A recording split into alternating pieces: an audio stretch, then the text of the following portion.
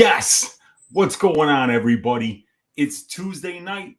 It's 10 o'clock Central Time, and it's after the Contender Series, which is exactly why this show is done at 10 o'clock Central Time on Tuesday nights. And you know what all of that means, right? It's time for Just the Tip. With me, your host, the Pleasure Man, Uncle Weezy. I am so fired up to chat about all 13 of these fights with you guys that are going to be on the UFC 277 card that's coming up this weekend, Saturday night, headlined by Amanda Nunes versus the champion, Juliana Pena. This is going to be a rematch, a bantamweight for the bantamweight strap here at the UFC. It's going to be a great fight. And then we've also got an interim title fight that's going to be between Brandon Moreno and Kai Kara France, and 13 total fights on this card. A lot of really interesting stylistic matchups. So we've got a lot of work to do tonight before we figure out ways to have some bets on this card that are going to allow us to stack cash tickets like flapjacks. So let's see what's going on with you guys in the chat here. Real quick update about last week. Last week, I did not get to see any of the fights, but the ass shaving of the week failed in spectacular fashion. Mason Jones, I guess, just didn't even show up. I don't even know what happened there, but he got his ass shaved by a featherweight and did it after being a 170-pound champion in Cage Warriors. So that was an interesting thing to happen there. And not only that, my two biggest bets of the week crashed and burned. The first one was a parlay. It was the main event and the Ozdemir Craig fights not to go to decision. So Ozdemir Craig going the distance lost me 2.5 units there. And then I had a 2.6 unit bet on Jay Herbert versus Kyle Nelson not to go to decision. Don't know how that fight didn't finish either. But like I said, I was out of town all weekend. Didn't get a chance to see any of the fights. So, but, hit quite a few bets as well. We hit the over 2.5 on the Dalby fight. We hit the under 2.5 on the Pierce fight. We hit, let's see, what else? The fight doesn't go to decision for the Krylov fight. And I know and the Victoria Leonardo bet, that was up 1.25 units because she fought Mandy Bum, and that was pretty easy to call. I mean, anybody could beat that woman. So Victoria Leonardo brings it home, but down 1.65 units last week, ready to bounce back this week for UFC 277. I already have 2 track bets, but I'm definitely going to be adding more to that. But there's going to be no greasy 4-leg parlay this week. Well, not this week, but tonight, you guys, because FanDuel has absolutely no props out. DraftKings has absolutely no props out. And even BetOnline just started dropping some of these props, but their props are, pitiful most of the time. So we're going to wait on the greasy 4-leg parlay, but we're going to break down all 13 of these fights, finish with Uncle Weezy's ass shaving of the week, and then I'm going to put together a short video for you guys tomorrow that will have the 4-leg parlay once all these props come out on FanDuel and DraftKings. So what's going on with you guys in the chat? So many of you guys already hanging out with us here. We got 30 of you guys hanging out with us live. My guy Mark Schillingberg, the first in the chat to say what's up, saying it's Tuesday, just the tip with Uncle Weezy. Did I and DWCS, thanks to Brady and Lou's shows. Thanks, fellas. Let's get this bag. We got a pay-per-view. Will Nunes get the strap back? I think she will, man. I think if the weight cut goes good for her, and because this is her second fight in a row at 135, so hopefully she's got her body to a place where she can easily make the weight and bring a 5-round conditioning game plan here to beat Juliana Pena. If she's got that in her back pocket and ready to go, I think she gets the strap back. But it's hard to know where she is right now. But that's why this line is a lot closer than it was the first time. Thanks for hanging out, Mark. My guy JSJ23 in the room saying, "Oi, Weezy, on a scale of 1 to Asker Mozarov, how fraudulent are these 2 new debutantes on this card?" Well, we've got 3 debutantes, don't we? We've got Ihor Poteria, who's not really a debutant because we've seen him on Dana White's Contender Series, and we've also got Adam Fugitt, 8-2 against Michael Morales here, and then we've got Hamdy Abdelwahab, who's an Olympic wrestler from Egypt. So that guy's got, he's a good athlete, obviously a really good wrestler, but we're going to have to wait and see here. We'll talk about all three of these fights, but, I liked what I saw from Fugitt on tape. Ihor Poteria hasn't fought anybody yet, so it's really kind of hard to know how he's going to stack up against Negumereanu. It's going to be his toughest fight by a country mile.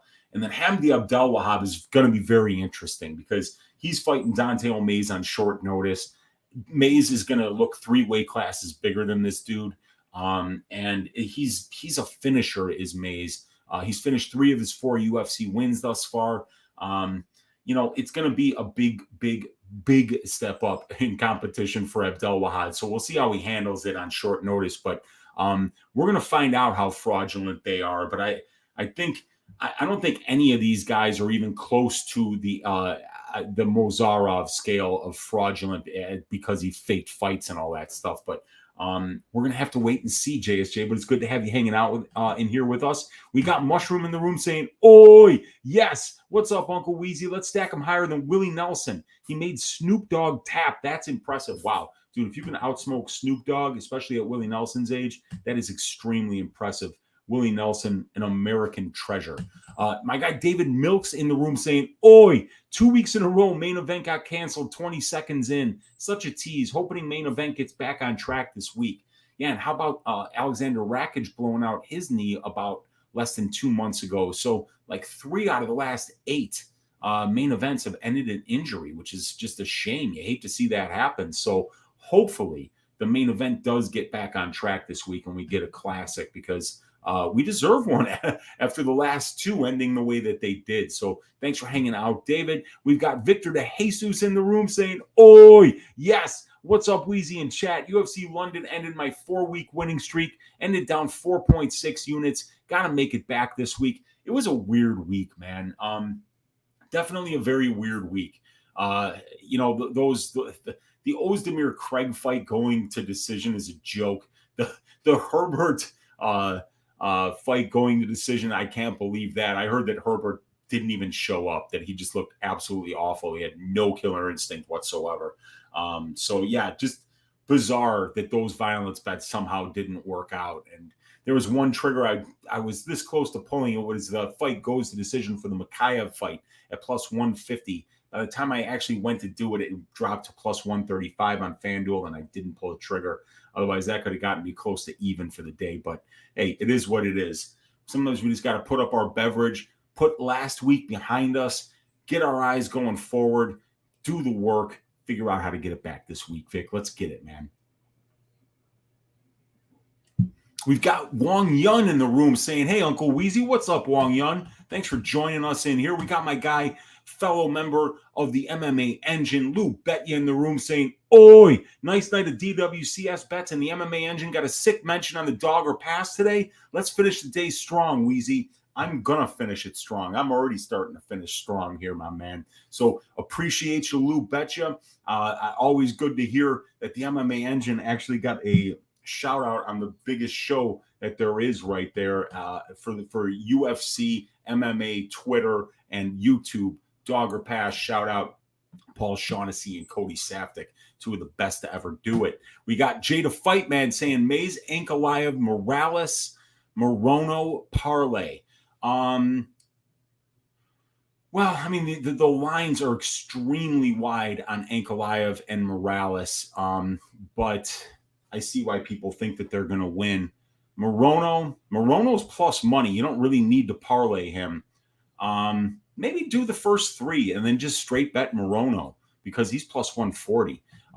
Maybe bet the over on Morono Semelsberger. I actually kind of like the over on Morono Semelsberger quite a bit, actually. Morono's very durable. And even though Semelsberger is showing some really good power, if you look at the guys that he's actually knocking out, they're extremely chinny or just lower level regional scene guys. So, this is a step up to fight Alex Morono, who's got a ton of UFC fights. So I do like the over on Morono Semelsberger this week. Travis M saying, "Oi, let's cash this weekend." What's up, Travis? Owen Carroll saying, "Hope you're well." I hope you're well too, brother. Good to see you in here. Thanks for hanging out. Z Goler 00 saying, "Oi, Weezy." What's up, Z Goler? We got Mushroom saying, Pena has a mansion and Pena has a man chin.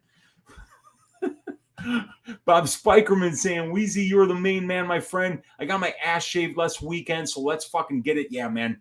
I had a rough one too, dude. When you see guys that have 100% finish rates and then they don't finish, you know your Uncle Weezy's going to get his ass shaved, because I'm always slamming those fight doesn't go to decision bets when you got a kill or be killed fighter. We had 2 of them last week who just didn't show up. So, oh well.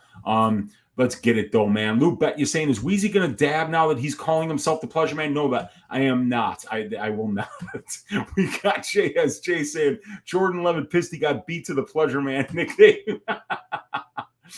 Addicted to combat saying, what's popping, Unc? Hamdy versus Mays ought to be for the interim belts. I don't think so, man.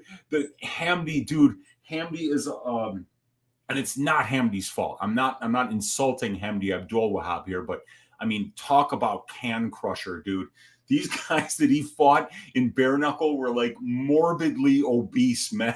It was so funny. They did not belong there at all. And then I only got to see one of his professional fights, and it was against the guy who seemed to hurt himself throwing a kick that missed. It was like an axe kick at the end of the second round. He missed it.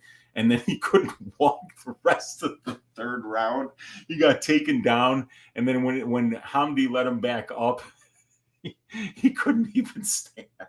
I mean, it's not Hamdy's fault. I mean, obviously, Hamdy's got some serious power in his hands. Obviously, the guy is an Olympic wrestler, you know, so those are good things to have. I mean, if you've got power in your hands and a freestyle Olympic wrestling background, you can do MMA, especially at heavyweight, and do well. I mean, and be a good fighter. But you know, this is gonna be a big step up for Hamdy, because these guys that he's fought thus far are not great. We got Meatball in the room saying, "Oi!" We got Lou Betya pointing up to the oi, and Mushroom saying, "Sorry, I meant Nunes has a mansion and Pena has a man." I know what you meant, Mushroom. It's a good one. I appreciate you, brother. Meatball saying, "Last week shaved my ass." Dude, me too, man. Me too, dude. It's good to know. Misery loves company, you guys. So we're all company for each other. I was down 1.65 units. I hit a lot of bets, but man, the 2 biggest bets of the night crashed and burned. So that's what you're gonna get rinsed when that happens, man. My guy DJ in the room saying, "Oi, what's the over under this pay-per-view sells less than 100K?" I have no idea. I don't make those kind of predictions, but I'd be a little bit worried about the sales on this one.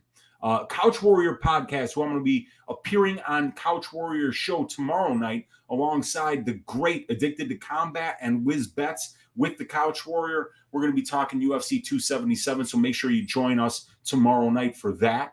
Thanks for hanging out, Couch Warrior. We got Kevin saying, DWCS, then just the tip. MMA content aplenty. Yes, sir. That's what I try to do, man. That's why I do just the tip at Tuesday at 10. Because I grabbed that time slot a long time ago, so I could be like, no matter when the Contender Series is on, I'll be on right after it, and it'll be great Tuesday night entertainment for all the MMA fans. Nothing better to follow up the DWCS card, says Couch Warrior. My guy Jarno Portilla, all the way from Finland, the new Mr. Finland, after Jonathan Pierce just put it on the old Mr. Finland, saying, Weezy, let's cash these tickets. Let's get it, Charno. Thanks for hanging out, brother. We got Justin Villegas in the room saying, please, Jesus, I don't ask for much. Please let Nunes beat Pena bad. If there are enough Time Raiders, Super Bowl 2, and I guess World Hunger taken away. But if not enough time, first 2. Thank you. Thanks for hanging out, Justin. We got Cole Stein saying, oi, what's good, everyone? What's up, Cole? We got Stimmy OG in the room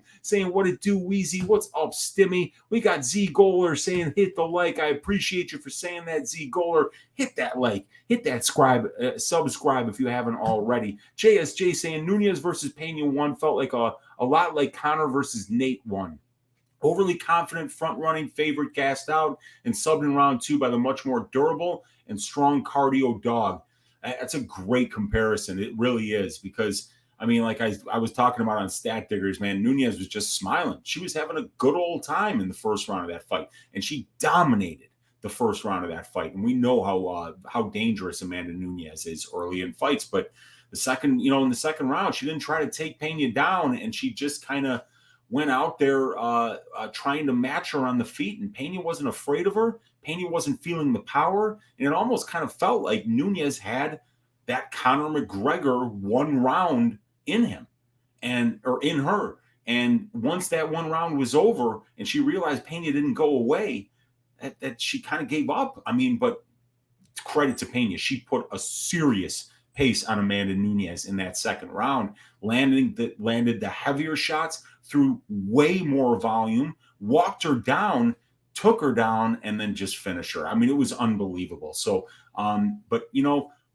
rematches are rematches. We don't want to be lazy and just talk about how it's going to happen the exact same way. So Nunes will make the necessary adjustments here, and she is considered to be the greatest of all time. She was a minus 1,000 favorite the first time, so I'm expecting her to get the job done.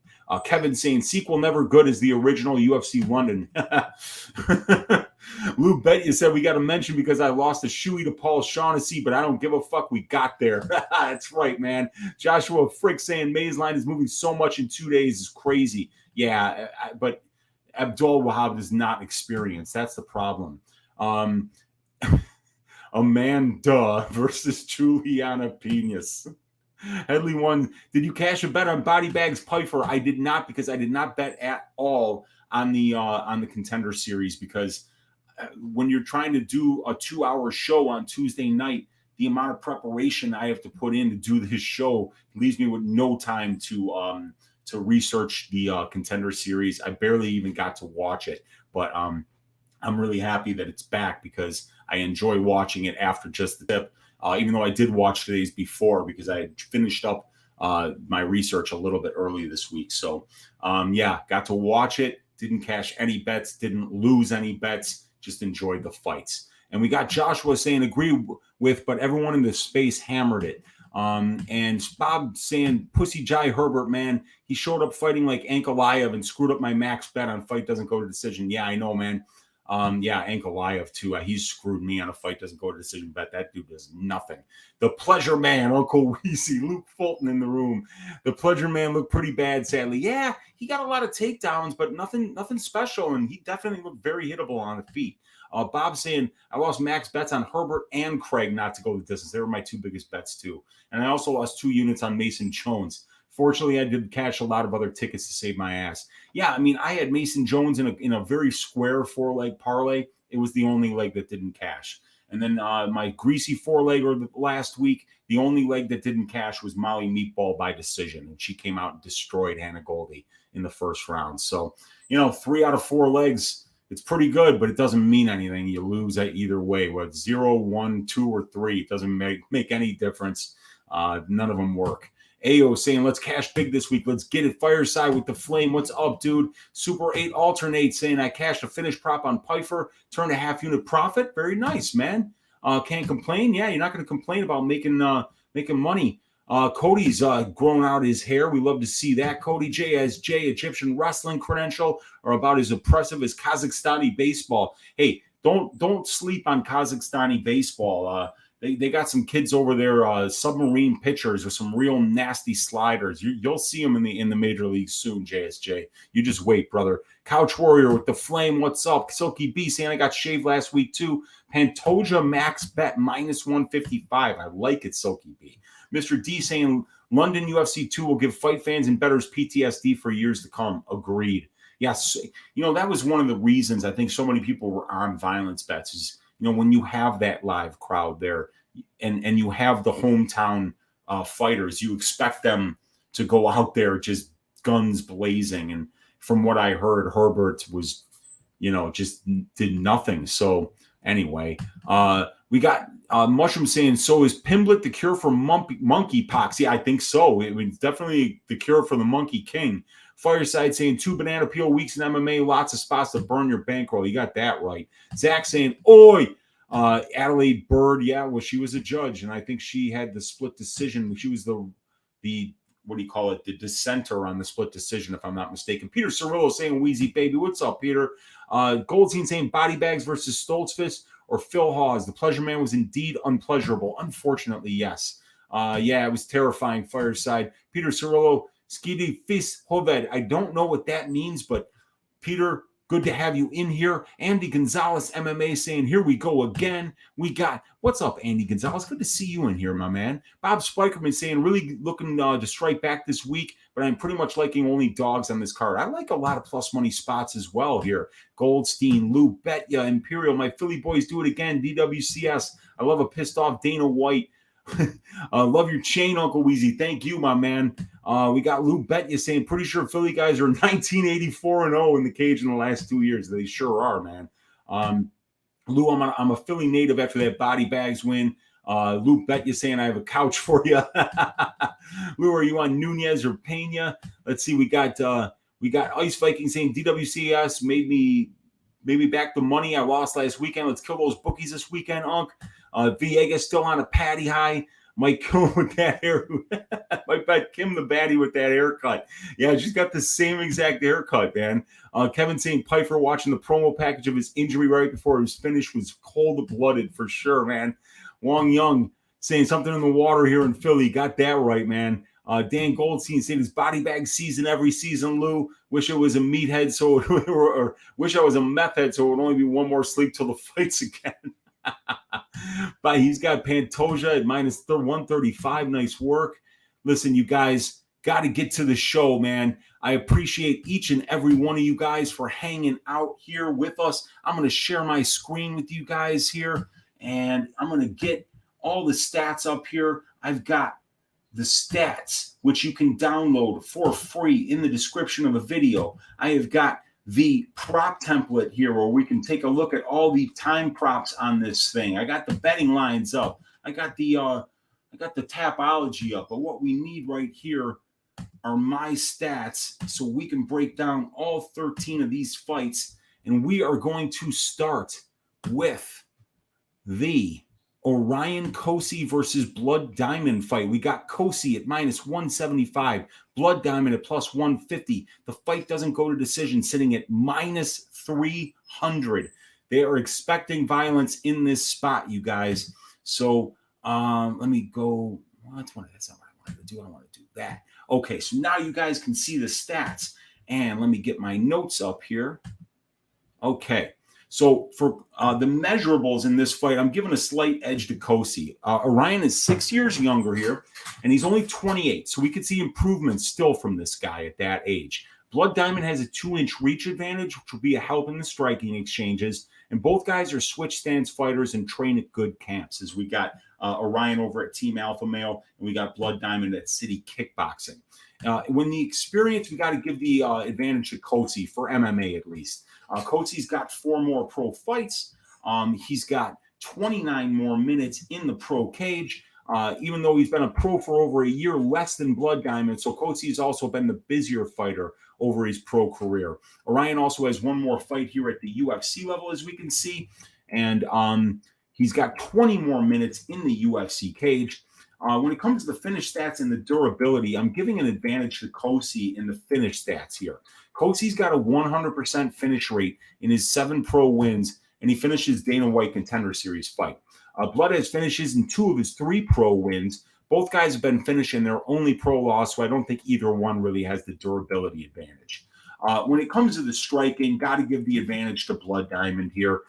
Blood Diamond is the boxing background prior to his MMA career, so he's obviously the more dangerous and more technically sound striker. There aren't any UFC stats to prove this because Diamond just spent over 4% of his UFC debut at striking range. Cosce is clearly more comfortable in the grappling exchanges, so I doubt Orion will be looking to strike here due to the obvious advantage his opponent has in the stand-up.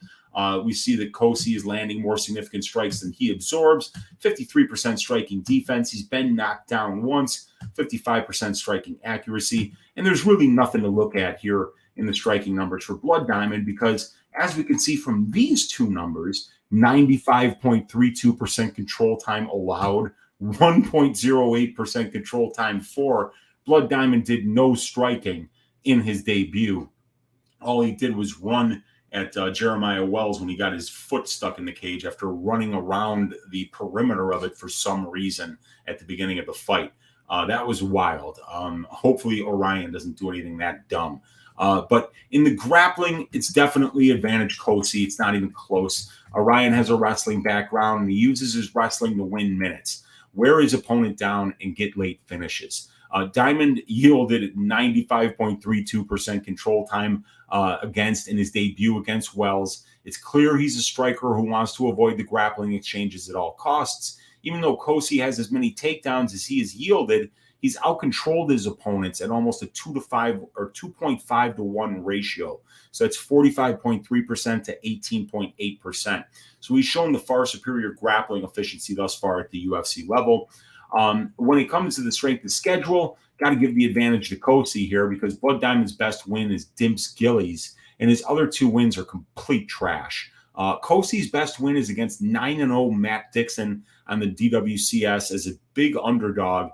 Cosce has more fights and has slightly better competition over the aggregate. So, but we don't really have much here, you guys, obviously, for strength of schedule. Blood Diamond, 0 or a ratio that's the denominator is 0, so we can't compute it. And then Cosce fighting guys with a 2.0 ratio. So, in summary here, Cosce has the measurables experience, the measurables advantage, the experience advantage, the finish stats advantage, the grappling advantage, and the strength of schedule advantage. Blood Diamond has a 2-inch reach advantage and by far is going to be the better striker on the feet. So I guess it comes down to who do you think is going to be able to implement their game plan? It's going to be as simple as, can Blood Diamond keep this fight at striking range? Because if he can, he's definitely live to be a very live underdog. But if he can't, Orion Cosce is going to work those takedowns, work that top control, make Blood Diamond wear his weight, and show how inexperienced Blood Diamond is in the grappling exchanges as a professional kickboxer that's trying MMA in his, mid-30s? Yeah, he's 34 years old already. So, I really don't know if we're going to see any improvements from Blood Diamond, even though really, from that debut, there's nothing to do but improve. But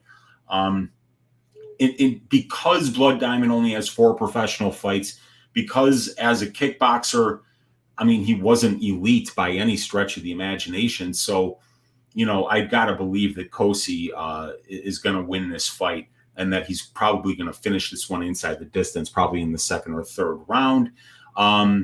The fight doesn't go to decision is sitting at -300.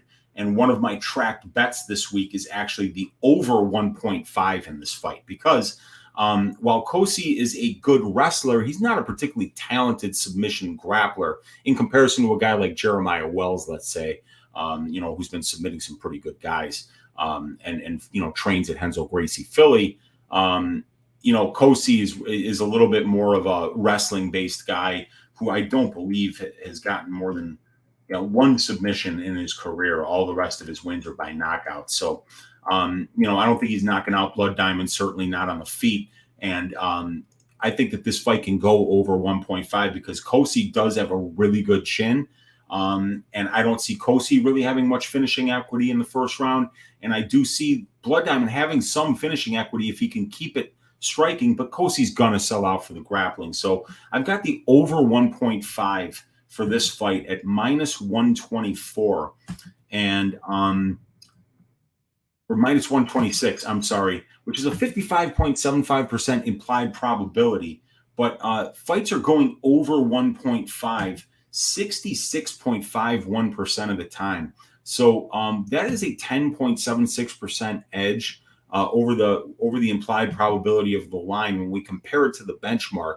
And stylistically, like I said, I don't think Blood Diamond's going to get a lot of chances to strike and land big shots early because I think Orion is going to be wrestling here. And I don't see Blood Diamond really wrapping up a submission. I'd be surprised if he did that. So I'm betting the over 1.5. I've got 1.25 units to win just under 1. Over 1.5 is the tracked bet for this fight thus far, you guys. Thank you for listening. Next one, we've got Nicolae Negumereanu at +106 up against the UFC debuting Ihor Poteria at -126. Fight doesn't go to decision, sitting at -180 for this fight.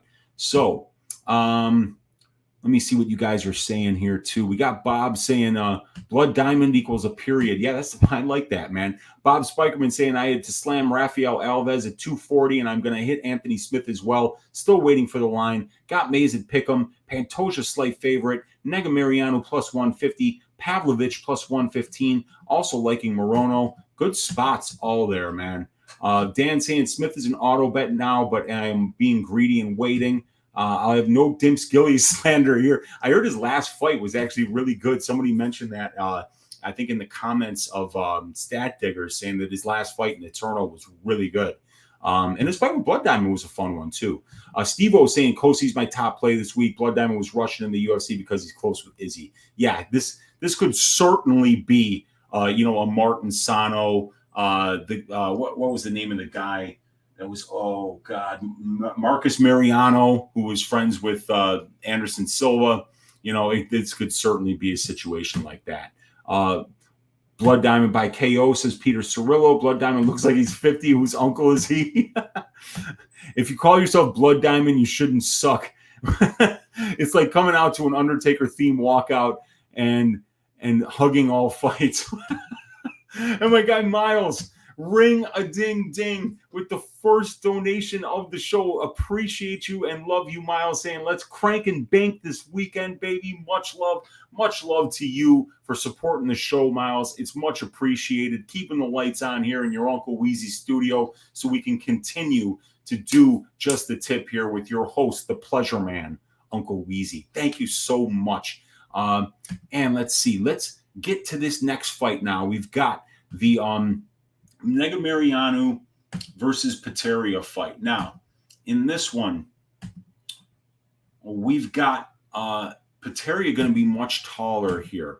But let me get to my notes here. In the measurables, I've kind of got it even, you guys. Ihor is 1 year younger, as we could see, but both guys are very young for the division. Nicolae has a 3-inch reach advantage, and Ihor is 3 inches taller and a southpaw. For the experience, I'm giving the advantage to Poteria overall, but the UFC experience advantage is going to go to Negumereanu. So Poteria has 8 more pro fights, as we can see right here, almost 30 more minutes in the pro cage, and he's been a pro fighter for almost 2 years longer than Nicolae. But it's Nicolae who has the UFC experience advantage with 3 more fights and over 40 more minutes in the cage. When it comes to the finish stats and the durability, I'm giving the advantage to Negumereanu here. Negumereanu has the better finish rate overall as a pro. It's 83% for Negumereanu, and it's 79% for Poteria. So they're both very good. But Poteria has more fights. Poteria's finishes only UFC win, while Nicolae only has a 33% finish rate in his 3 UFC wins. The guy that he did finish, Ike Villanueva. I give the durability to advantage to Nicolae as well because he has an excellent chin that he relies on, and he's never been finished as a pro, and he has 4 fights at the UFC level, while Ihor has been knocked out in 1 of 2 pro losses. When it comes to the striking here, I have it even with a question mark here. I really don't know how to handicap the striking here. Both of these guys have the worst striking defense that you could possibly imagine. As we see right here, Nicolae Negumereanu, 38.43%. And then Ihor Poteria, in a very small sample size of only 1 fight, showing 32.26% striking defense. But the thing is that Nicolae has a head like an Easter Island statue. It's like freakishly big. So you could be blind and still punch this guy in the face easily. It's like standing on the edge of Lake Michigan and throwing a rock into the fucking lake. You're going to hit it every time because it's that easy. It looks like Ihor has the more diverse striking arsenal, and both these guys have a lot of wins by knockout. But Nicolae has the 3-inch reach advantage here, though. And I kind of like the way Negumereanu throws his punches because it strikes me as the kind of offense that will be very hard to replicate in the gym. He's got like this really awkward style. He doesn't wind up much, and the punches kind of come like as the crow flies straight to the target. And he throws in combination. You rarely just throws one. He's usually throwing 2 or 3 while he's moving forward and bringing his feet with him. So, and he hits hard. But Poteria, seems to be throwing strikes and seems to be going switching stances because he's a southpaw. But he can, because it's a southpaw versus orthodox fight, I think both of these guys' power weapons are going to be open here. And I really predict that both of these guys are probably going to strike mostly. So I could see this being the kind of fight where they just kind of stand and bang here. But when it comes to the grappling, I'm giving the advantage to Negumereanu. Let me see here. Nicolae will be the more willing grappler for sure, right? I've seen Poteria taken down and easily controlled by bums on the regional scene, so Nicolae can do it as well. Nicolae has good judo, and Ihor has a combat sambo background. And we can see here that Negumereanu has attempted 11 takedowns in his 4 UFC fights. He's only gotten 2 of them. He's got 18% control time for, and he's allowed 23% control time against. But I think all that control time that he allowed came in the debut against Safarov. And we see Poteria here, 31.22% control time allowed and 40.27 control time for in his debut on the Contender Series against a undefeated Polish guy. And, in the strength of schedule here, got to give the advantage to Negumereanu simply because both of these guys fought bums on the regional scene pre-UFC, but Nicolae has 4 fights at the UFC level and Ihor has a DWCS fight. So you have to give the strength of schedule advantage to Nicolae here. In summary, I'd say Poteria is a year younger. He's 3 inches taller and he's a southpaw. He has the experience advantage overall, but Nicolae has the UFC experience advantage, the durability advantage, probably a grappling advantage and strength of schedule advantage. The striking, maybe I'm leaning Poteria here, but I'm not exactly sure. I think the striking can kind of go either way, and I think both of these guys will be dangerous. As we know, Negumereanu is a small favorite here, and I think that he's got more ways to win this fight. And from what I've seen on tape, I think I can count on Nicolae being more durable and having better conditioning. And if he's walking forward and just putting it on Poteria like I've seen him do in the past, I think that this is going to be his fight to lose. I mean, I like all these advantages that Nicolae has, having that experience advantage, durability, the more likely wrestler here, the more willing wrestler, the strength of schedule advantage. So the pick is going to be Nicolae Negumereanu, and I think that he's going to get this done. I think he's going to knock this dude out late second, early third round here. I'm going to pick Negumereanu inside the distance, you guys. All right, let's get to the next fight, and it is going to be Ji-Yeon Kim versus Joselyne Edwards. Let's see. My guy Miles said, follow Dope Boyav music. He raps MMA locks. I like that. I'll check that out. And love Uncle Weezy, best in the biz, says Miles. We got Dan Goldstein saying, every time I say Nick Negumereanu, I feel like I'm one misstep away from being canceled and never invited to the cookout again. Yeah, man. I can't believe it's like Negumereanu. I feel like I could say it 10 times fast. I've just said it so many times already this week, so I feel pretty good. Say Nick Negumereanu 3 times quickly and tell me you didn't say that word. His name's a trap. I'm literally crying over here, says Schillingberg. Wonder if we can get Ihor or close to evens come fight time. Odds keep coming down. You never know, man. Poteria does look great. His striking looks better. But the thing is that these guys that he's fighting are awful. I mean, one of these guys looked like he could easily make 155, and he's up there at 205 fighting Poteria. And I mean, he's like an old man, and it didn't even look like he wanted to grapple, which I was really surprised because when he was striking, his striking was awful.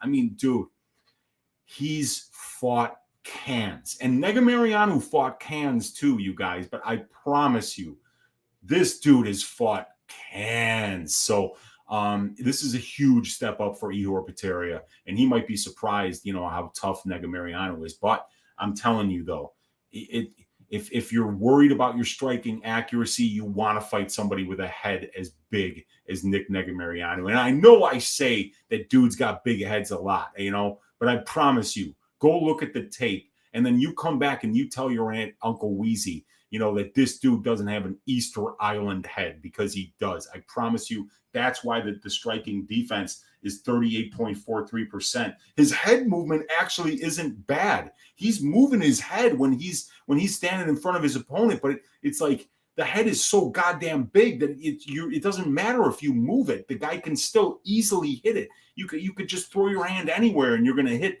Negumereanu in the head. So anyway, you guys, I've talked too much about Negumereanu's head. Let's talk about missing fist. Ji-Yeon Kim.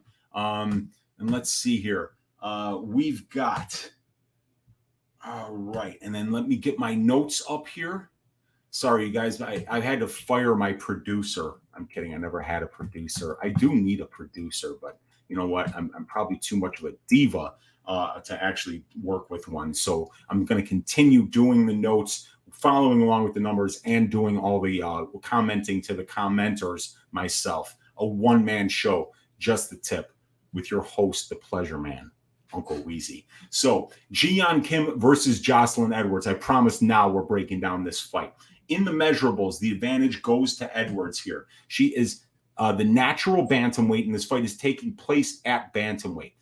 Ji-Yeon Kim is a flyweight. She was supposed to fight somebody else. They dropped out. Joselyne Edwards is a late-minute replacement, and Joselyne Edwards is not making 125 on short notice because she's only fought at 135 in the UFC. So this is Kim moving up to take this fight at 135 on short notice because her opponent is short notice. Kim, though, does have the 2-inch reach advantage here, and Edwards is 1 inch taller and will be the bigger woman here. She'll be the natural bantamweight. When it comes to experience, the advantage goes to Kim.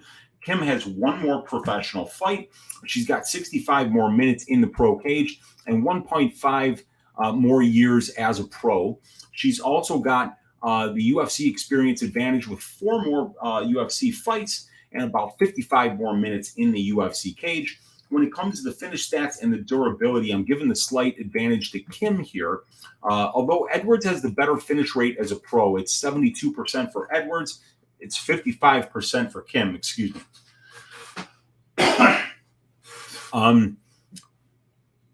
It's Kim who actually had a finish at the UFC level, finishing 1 of 3 UFC wins by knockout versus Nadia Kassem. Kim has been very durable, never being finished in 5 pro losses, all at the UFC level, while Edwards has been finished in 1 of 4 pro losses, but she's never been finished in the UFC. In the striking, I'm giving the advantage to Edwards here. According to the metrics, Edwards has been the more efficient striker. Edwards has a 2.06 significant strikes per minute differential, while for Kim, it's 0.22. Edwards is also far more accurate at 58% here to 36.5% for missing fist.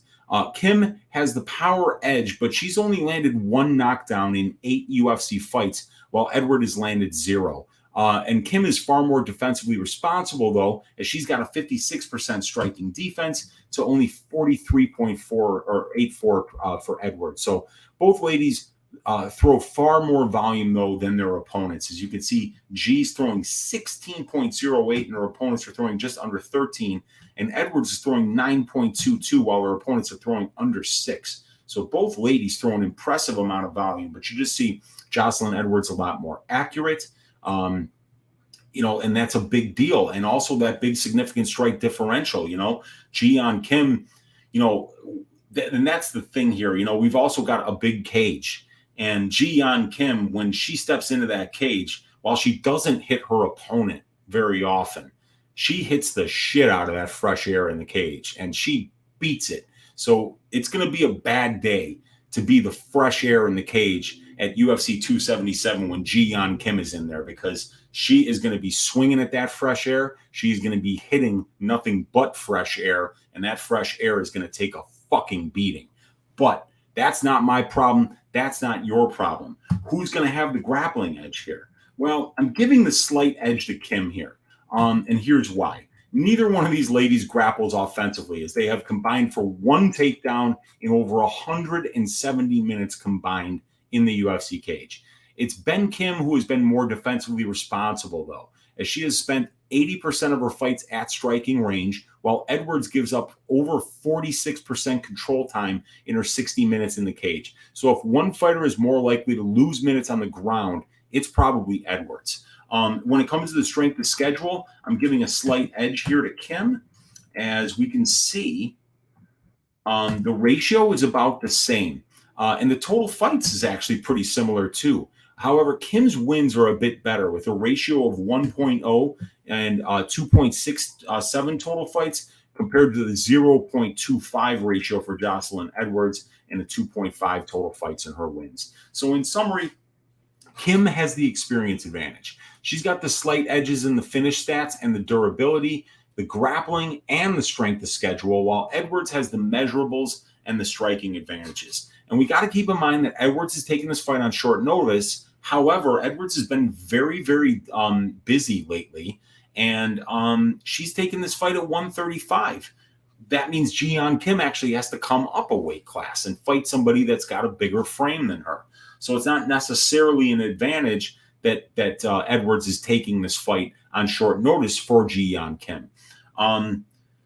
Would I bet this fight? Absolutely not. I just can't do it. You know, you're either betting on Joselyne Edwards or Ji-Yeon Kim. If it was Ji-Yeon Kim versus Fresh Air, I'd have Ji-Yeon Kim minus 1,000, and I'd have her to win inside the distance because that Fresh Air would be in trouble. But she's got to hit another human being here, and that's been a problem for Ji-Yeon Kim. So, but with Joselyne being, in my opinion, a little bit too active lately, taking too many fights on short notice against a big puncher like Kim, you know, I'm going to say Ji-Yeon Kim here by decision. Whichever side you like, I think I would take them by decision here, as we do see on the prop template here that the fight goes to decision is juiced up to minus 335 right now, and the over 2.5 is minus 400. So it's absolutely nuts here. It's pretty much unbettable. But as we see, only one of their 12 combined UFC fights have finished inside the distance. So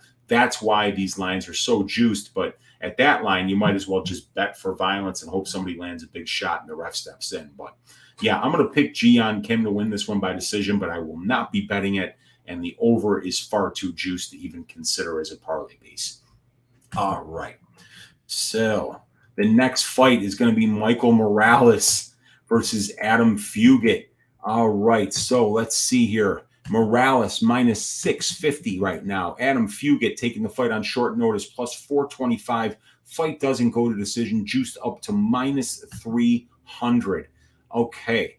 So, let's go over here, Morales Fugitt, and let's get the notes up. So the measurables advantage absolutely goes to Morales here. Michael is 10 years younger. He's got a 4-inch reach advantage, while Fugitt is 1 inch taller and he is a southpaw. The experience advantage goes to Morales here. As we can see, Morales has 3 more pro fights, 10 more minutes in the pro cage, even though Fugitt has 1 more year of pro experience. Morales has been the busier fighter as a pro as well. He also has 2 more fights at the UFC level and almost 20 more minutes in the UFC cage in comparison to Fugitt, who's making his debut on short notice. When it comes to the finish stats and the durability, I'm giving a slight edge to Morales here. Both guys have fantastic finish rates, 85% for Morales, 88% for Fugitt, and Morales has maintained his percentage over a bigger sample size and has a finish at the UFC level as well. In addition, Morales has never lost as a pro, while Fugitt has been finished in 1 of 2 pro losses, and it was by knockout, which is how Morales has actually won 77% of his pro fights. The striking, I'm giving the advantage to Morales here. We don't have any numbers for Fugitt, but Morales has crazy power in length. He's got a huge frame for a welterweight here. He's got a laser fast jab and a seriously mean uppercut. He uses his length very well, and he's just a huge body for this weight class. I'm not sure how much longer Michael Morales is going to be able to make 170 because he is very big here. Fugitt is actually listed as 1 inch taller, but you'll see when Morales gets in the cage. 79-inch reach for a welterweight is freakish, plain and simple. Right? I mean, even a guy like Derrick Lewis, I think, has a 79-inch reach. You know, Morales is a 170, or Derrick Lewis walks into the cage at 100 pounds heavier than Morales does. So, I mean, you know, this is a seriously long dude. Fugitt's a good striker as well, but I see Michael having the advantage here. In terms of this fight finishing inside the distance, it's a southpaw versus orthodox matchup here, and both of these guys' power weapons are going to be open for business. When it comes to the grappling, I'm going to call it even. Both of these guys have good wrestling, although I've seen Fugitt use his wrestling and grappling way more than Morales does. In Morales' DWCS fight, he showed the very mature ability at the age of 22, mind you, to make an adjustment and go to his wrestling and judo in order to win minutes on the ground when he saw Veretennikov was getting the better of the exchanges on the feet early. So he showed some really good fight IQ, in my opinion, there. And we see that Morales has got 9 takedown attempts. He's gotten 4 of them. He's out-controlled his opponent's 34.5% to 12% and only given up 1 takedown on 7 attempts. So he's done a really good job, of winning the grappling exchanges and being efficient in those grappling exchanges, because they've been taking almost 50% of his fights have been in those exchanges thus far in 19.1 minutes. The strength of schedule, got to give the advantage to Morales as well. Let's see here. The best wins for Morales are Trevin Giles and Nicolae Veretennikov, while for Fugitt, it's his most recent win against Solomon Renfro. Got to give the advantage for wins to Morales because Renfro actually did lose to Johnny Parsons. So, I mean, just right there, you got to favor the Morales strength of schedule and say that the Giles and Veretennikov wins are better than Solomon Renfro. Fugitt has losses to solid regional scene guys in Kalen Hill and Austin Vanderford. This is I have to pick Michael Morales. I like what I see from Fugitt. Lefty. Big left head kicks that he's willing to throw, a willingness to wrestle and grapple and to go to it over and over again. It looks like when he's comfortable on the feet, he's throwing power shots, and when he doesn't want to be there, he's willing to wrestle and get it to where he'll be more comfortable. So I think it's going to be a tough test for Michael Morales, but Morales, he looks like he could be special to me. He uses his length very well. He's got a ton of power in his hands. He's got great judo, and he comes from a very athletic family. His mother was an Olympian in judo. And so this guy was probably on a judo mat as a very, very young child, wrestled with the Ecuadorian wrestling team and was a champion in Ecuador, I think 3 different times in freestyle wrestling, and also a Muay Thai champion in Ecuador. So he's got the striking background. He's got the wrestling background. He's got the martial arts background in judo. And he's learning how to put all those things together at the very young age of 23. He's shown the ability to make adjustments mid-fight and show fight IQ and take fights to where he doesn't really wrestle much. When you watch the film on Morales, he doesn't really wrestle outside of the Veretennikov fight. But you saw that Veretennikov was getting the better of the striking exchanges. Morales said, fuck that, I'm taking you down. And he did that and won the last 2 rounds. So I can't pick against Michael Morales here. I think he is going to get this fight done inside the distance. And I think fight doesn't go to decision is a very good chance to happen here. But I would rather bet Michael Morales inside the distance. What do we have for a Morales inside the distance line? Oh my God, minus 200? Are you kidding me? Forget it. Yeah, no, thank you.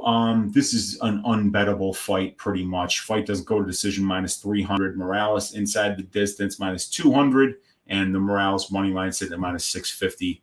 I guess like the only bettable side would just be to take a flyer on Fugitt and hope that there's a banana peel situation here. But it's Morales. I'm picking him by 2nd round knockout. All right. Next fight, Drakkar Klose versus Rafa Garcia. So we've got, let me get my banner up for this fight. We got Drakkar Klose at minus 200. Rafa Garcia on the comeback at plus 170. The fight doesn't go to decision, sitting at plus 155. We've got 67 of you guys rocking with me right now on Just a Tip. Make sure you hit that like button and hit that subscribe button if you haven't already. So this is a good one, you guys. Klose against Garcia. When it comes to the measurables, got to give the advantage to Garcia here. Klose is 2 inches taller, but it's they have the same reach, and they're both orthodox fighters. But Rafa Garcia only 27 years old, so you've got to love the youth advantage that Garcia has. When it comes to the experience, though, the advantage goes to Klose. Even though they have the same amount of pro fights, and Klose has only been fighting as a pro for 4 more months, as you can see there, it's Drakkar who has over 60 more minutes in the pro cage, 4 more fights at the UFC level, and almost 50 more minutes in the UFC cage. When it comes to the durability and finish stats, I'm going to give the advantage to Garcia. Not only does Garcia have the better finish rate as a pro here, as he's got a 70% finish rate overall compared to 42% for Klose, but he also has the higher finish rate in the UFC, although it is in a smaller sample size, as he's got a 50% win rate by submission here, while for Drakkar Klose, only one of his 6 wins coming inside the distance. It was by knockout, and it was his most recent win against Brandon Jenkins. Garcia finishes almost all of his fights by submission, while Klose only has finishes by knockout. Garcia has never been finished in his 2 pro losses, and Klose has been finished in 1 of 2 losses, but it was by Derrick, who's a top 5 lightweight. In the striking, I'm giving the advantage to Klose here. The metrics thus far in the UFC favor Klose. Klose has a 0.81 significant strike differential, while for Garcia, it's negative 1.4. Klose is more accurate, as he's got a 55% accuracy, while for Garcia, it's only 36%. And he's got more power, as he's getting 0.3 knockdowns per 15 minutes to only 0 for Rafa Garcia. Klose also throws more volume than his opponents, while Garcia throws less volume than his opponents. Both dudes have heavy hands, though, and are solid boxers. Klose has only been knocked down once in 8 UFC fights, while Garcia has never been dropped in the UFC. Both guys have a striking defense that sit right around 54%. In the grappling, I'm going to give the advantage to Garcia, and that is in the metrics, you guys. Not necessarily that he's going to be the better grappler on Saturday, but at the UFC level, Garcia has more takedowns. We see 15 takedowns in only 4 fights for Garcia, while Klose has 12 takedowns in 8 fights. He's getting them at a higher percentage, 48% for Garcia, 33% for Klose, and he's getting way more per 15 minutes, as we see Garcia getting 4.1 takedowns per 15 minutes, while Klose 1.77. Garcia also gets more control time, as he's got 31% to Klose's 23%, and he yields less control time, as Garcia is only getting controlled 1.61% of the time, while for Drakkar Klose, it's 16.4% of the time. Garcia's control time ratios are excellent, while Klose also outcontrols his opponents on the aggregate. It's going to be interesting to see who gets the better of the grappling exchanges here, because Klose is really good at winning minutes in the clinch. Garcia is really good at getting to the wrestling, and he's getting those takedowns at almost a 50% clip, and very, very efficient in terms of winning minutes, but not losing minutes in control time positions. When it comes to the strength of schedule, though, this is Drakkar Klose all day, and it's not even close. We see Klose with that 1.52 ratio to 0.64 for Garcia, and basically twice as many total fights. So he's fighting twice as experienced competition. When we look at the wins here, a 1.08 ratio for Klose, 0.33 for Garcia, and much more experienced competition that Klose is beating. And then we see the losses, Garcia to a guy with less than 1 ratio, and Klose is losing the guy's records with 9 wins and 2.5 losses. So, yeah, definitely I like the strength of schedule here for Klose. I like the striking for Klose. I like the experience for Klose. But I like the measurables for Garcia. I like the durability for Garcia and the finish stats advantage. And I like that wrestling that Garcia brings and his ability to be able to win minutes on the ground. Both of these guys hit very hard. And in particular, Klose's fights have been very violent the last 2 out. The Derrick fight and the Jenkins fight, it just looked like he was sick of going to the scorecards and is fighting with a lot more urgency. And, Garcia's fights, there's only been 1 finish in 4 fights, but, the Gritzenmacher fight, he was close to finish.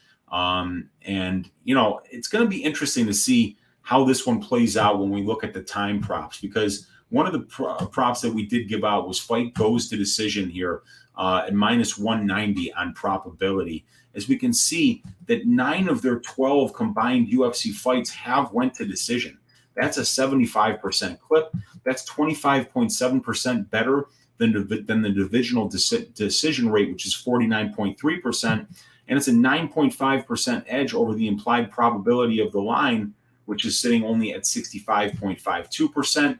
But we can see that even at that line, even though we like those metrics down here that are 25.7% edge and 9.5% edge, we are giving up a 16% edge here when we compare the divisional decision rate of 49.3% to the 65% implied probability of the line. So even though I like fight goes to decision here, I don't think I'm going to be betting it this week, just simply because Drakkar Klose has looked like an absolute maniac in his last 2 fights. He probably does come back down to earth and concentrate a little bit more on winning minutes this time. And Garcia is very, very durable. So I do think it goes to decision. And I'm going to pick Drakkar Klose to win this fight by decision. The next one, very interesting fight here between Don'Tale Mayes and Hamdy Abdelwahab. So let me get this banner up here. So we see Mayes right now. Now he opened up as an underdog, a plus money underdog. He's up to -185 now, and Hamdy Abdelwahab sitting at plus 160. Fight doesn't go to decision at -200 here. Let me just real quick do something here, you guys. Just make sure I didn't miss anything.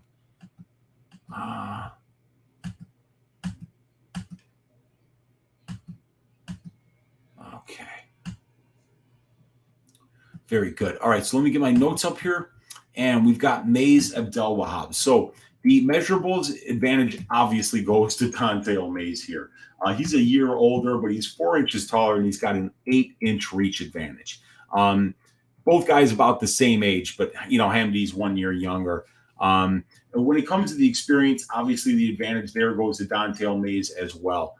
Mayes has 10 more professional fights, 130 more minutes in the pro cage, 6 more years as a pro fighter, 7 more fights at the UFC range, almost 80 more minutes in the UFC cage compared to the debuting fighter. So big-time experience advantage. When it comes to the finish stats and the durability, I'm giving the advantage to Mayes.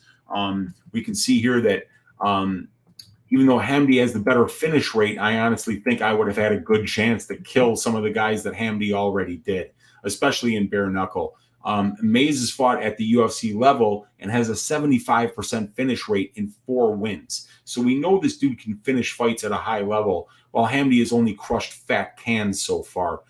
Mayes has been finished in all 3 of his UFC losses and in 3 of 4 pro losses. So he hasn't been a picture of durability. But we won't really find out how durable Hamdy is until he actually has a real fight. And this, my friends, is going to be a real fight. In the striking, I got to give the advantage to Mayes here, obviously. It's going to be hard for Hamdy to close the distance against Mayes. And Don'Tale is pretty athletic for a guy his size. So if he uses good footwork, he should be able to easily maintain range and pick apart Hamdy. If Hamdy pressures and uses his overhand right to set up his wrestling entries, he could give Don'Tale some problems. But we still have to give Don'Tale the advantage here, as he's been in there with Cyril Gane, Roque Martinez, Josh Parisian, while Hamdy has only shared the cage with morbidly obese ditch diggers at this point. So, obviously in the grappling, I'm going to give the advantage to Don'Tale Mayes here, and here's why. We know that Abdelwahab is the Olympic wrestler, but Mayes has been surprisingly efficient in the cage thus far, as he only has 13 takedown attempts, while his opponents have 24, yet Don'Tale is out-controlling his opponents at a 2-to-1 ratio. Hamdy's an Olympic wrestler, so he's obviously no slouch in the grappling as well. However, this is a big step up in competition, and Don'Tale is the way bigger man here, and wrestling is exhausting. Hamdy's taking this fight on less than 2 weeks' notice, and he's going to be just simply fighting somebody that's just towering over him, way stronger than him, and way bigger than him. So even if he is able to get Mayes down, is he going to be able to hold him there? I mean, he has no submission grappling at all from what I've seen.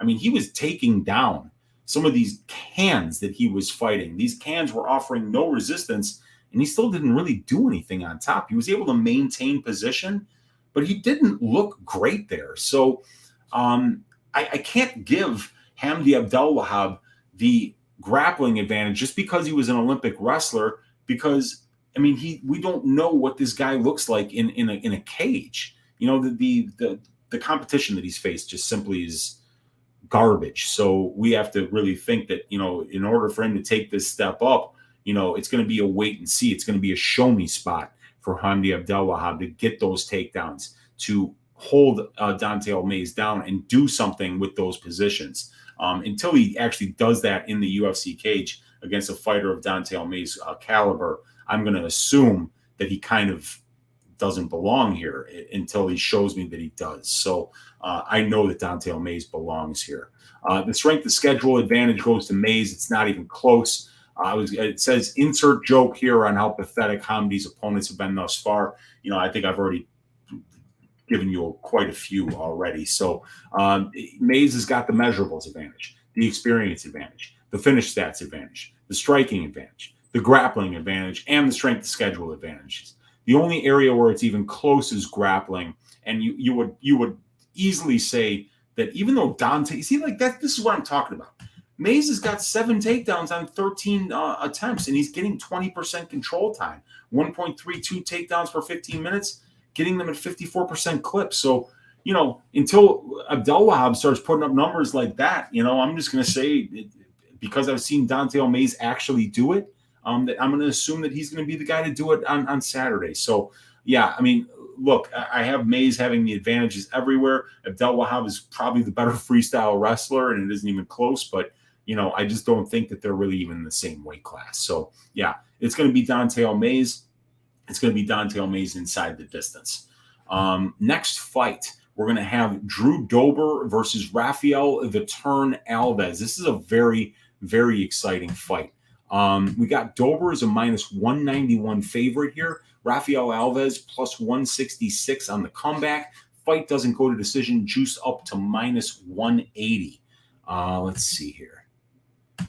All right, and I've got the stats. Let me see here. Get to the notes. And then here we go. So for the measurables on this fight, I'm giving the advantage to Drew Dober. Drew has a 2-inch reach advantage, as we can see right here, and he's a southpaw.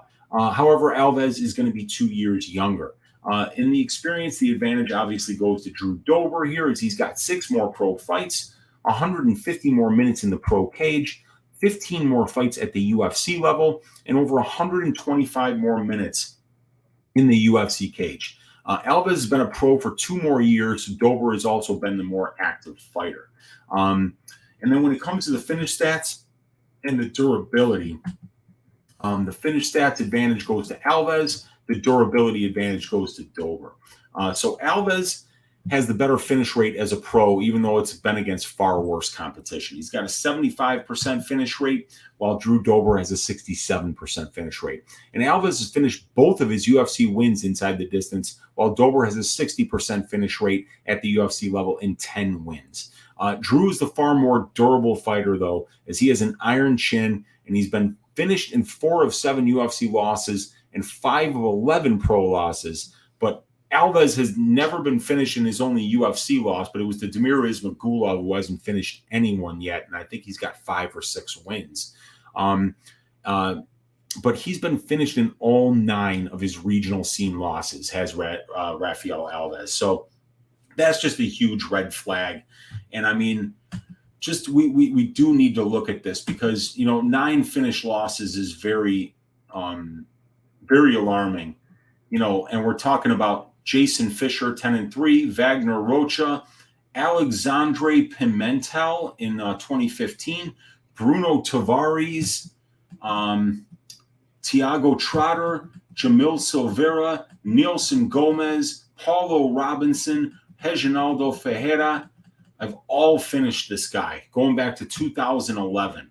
So, you know, a lot of fights where he just, you know, got taken out, and a lot of it was late, 50 minutes in this round 2, round 3 here, round 2 here, round round 3 here, round 2 here, retirement, 38 seconds into round 2. So, yeah, there's some durability concerns here, but he does, he's been fighting good competition. These are names that we've heard before: Jason Fisher, Wagner Rocha, Bruno Tavares, Thiago Trotter. So, but it's just very, very troublesome when you hear about somebody being finished in 9 of 10 losses, 6 by submission, 3 by knockout.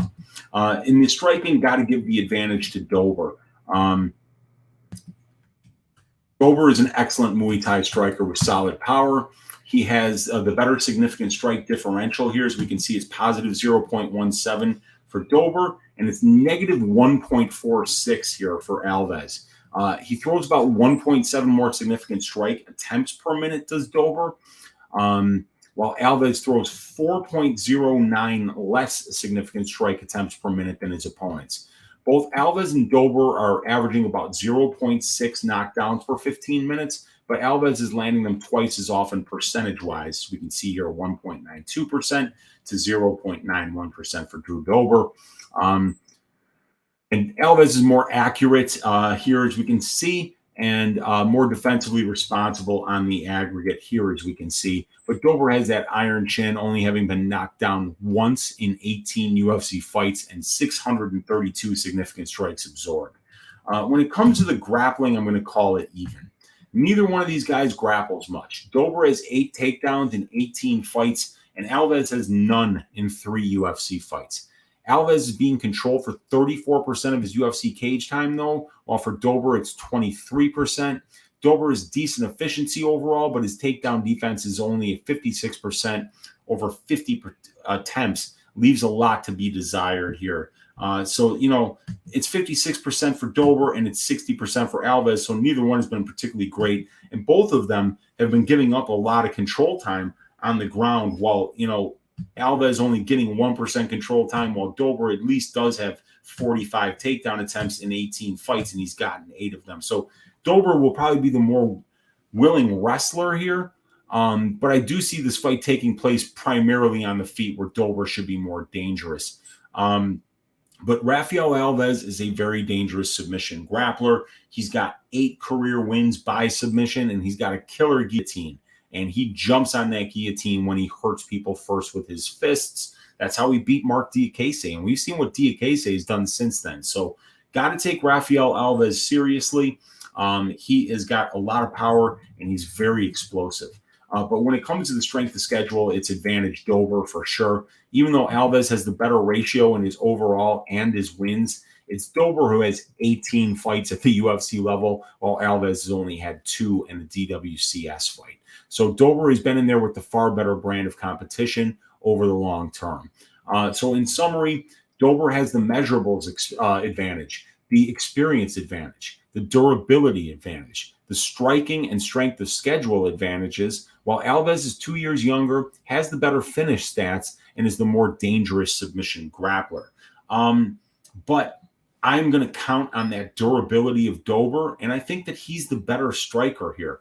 I think if Alves lands a big shot, it's pretty likely that Dober winds up landing a big shot after that, and I think that Dober can trade shots with Alves and be the last one standing. I don't see either one of these guys winning a lot of minutes in the grappling, and I do see these guys standing and throwing. I'm predicting violence here. Fight doesn't go to decision is a decent bet for this fight, although it is a little bit overpriced. But I think the stylistic matchup is what's getting people to run this thing up to -170, -180 here, because only 12 of their 21 combined UFC fights have finished inside the distance. That's only 57%. We're paying 63% on the implied probability of the line at -170. So it's feeling like a stay away from me for the violence bet here, but I do see this fight getting done inside the distance, so I'm going to pick Drew Dober to win this fight inside the distance. The next fight is going to be Alex Morono versus Matt Semelsberger. All right, so let me get that banner up for you guys. We see Morono is the underdog here at +126. Semelsberger the favorite at -146. The fight doesn't go to decision, sitting at +120. Let's get that up. Let's get this up. Morono Semelsberger. All right. And then I'll get my notes up. So in the measurables, this is advantage Semelsberger. Matt's 2 years younger, 2 inches taller, and he's got a 3-inch reach advantage here. And he's a switch stance fighter, while Morono is an orthodox stance fighter. The experience advantage is obviously going to go to Alex Morono here, as he's got 16 more professional fights, 120 more minutes in the pro cage, over 6 more years as a pro fighter. And he also has the UFC experience advantage with 10 more pro fights and 125 more minutes in the UFC cage. The finish stats and the durability advantage goes to Morono here. The finish stats are close for both guys, but as a pro, but Semi has the advantage 70% to 58%. It's Morono who has met as many wins by submission as he does by knockout, while Semi has 6 knockouts and 1 submission. Semi has been finished in 2 of 3 pro losses, while for Morono, it's 29% overall and 25% at the UFC level. Alex has only been subbed, never knocked out, and Semi has lost once by knockout and once by submission. When it comes to the striking, I'm giving the advantage to Morono here. The numbers are close, but Morono has a much bigger sample size of data to work with. Morono has the better significant strike differential here at 1.28 compared to 0.46 for Semi, and he throws over 3 more significant strike attempts per minute than his opponents over a 15-fight sample size, while Semi has thrown 1 significant strike attempt less than his opponents. And Semi has the better accuracy here at 49% compared to 42% for Morono. The better defense at 60% compared to 56.5% for Morono. And he's got the better power numbers as he's landing a knockdown, 0.99 knockdowns per 15 minutes, while for Morono, it's 0.35. But the level of competition that they've faced, you see the total fights 10.8 for Morono, only 2.2 for Semelsberger. So the guys that Semelsberger are knocking down, Martin Sano, I think the other one was Carlton Minus. These are not, Jason Witt. They're not.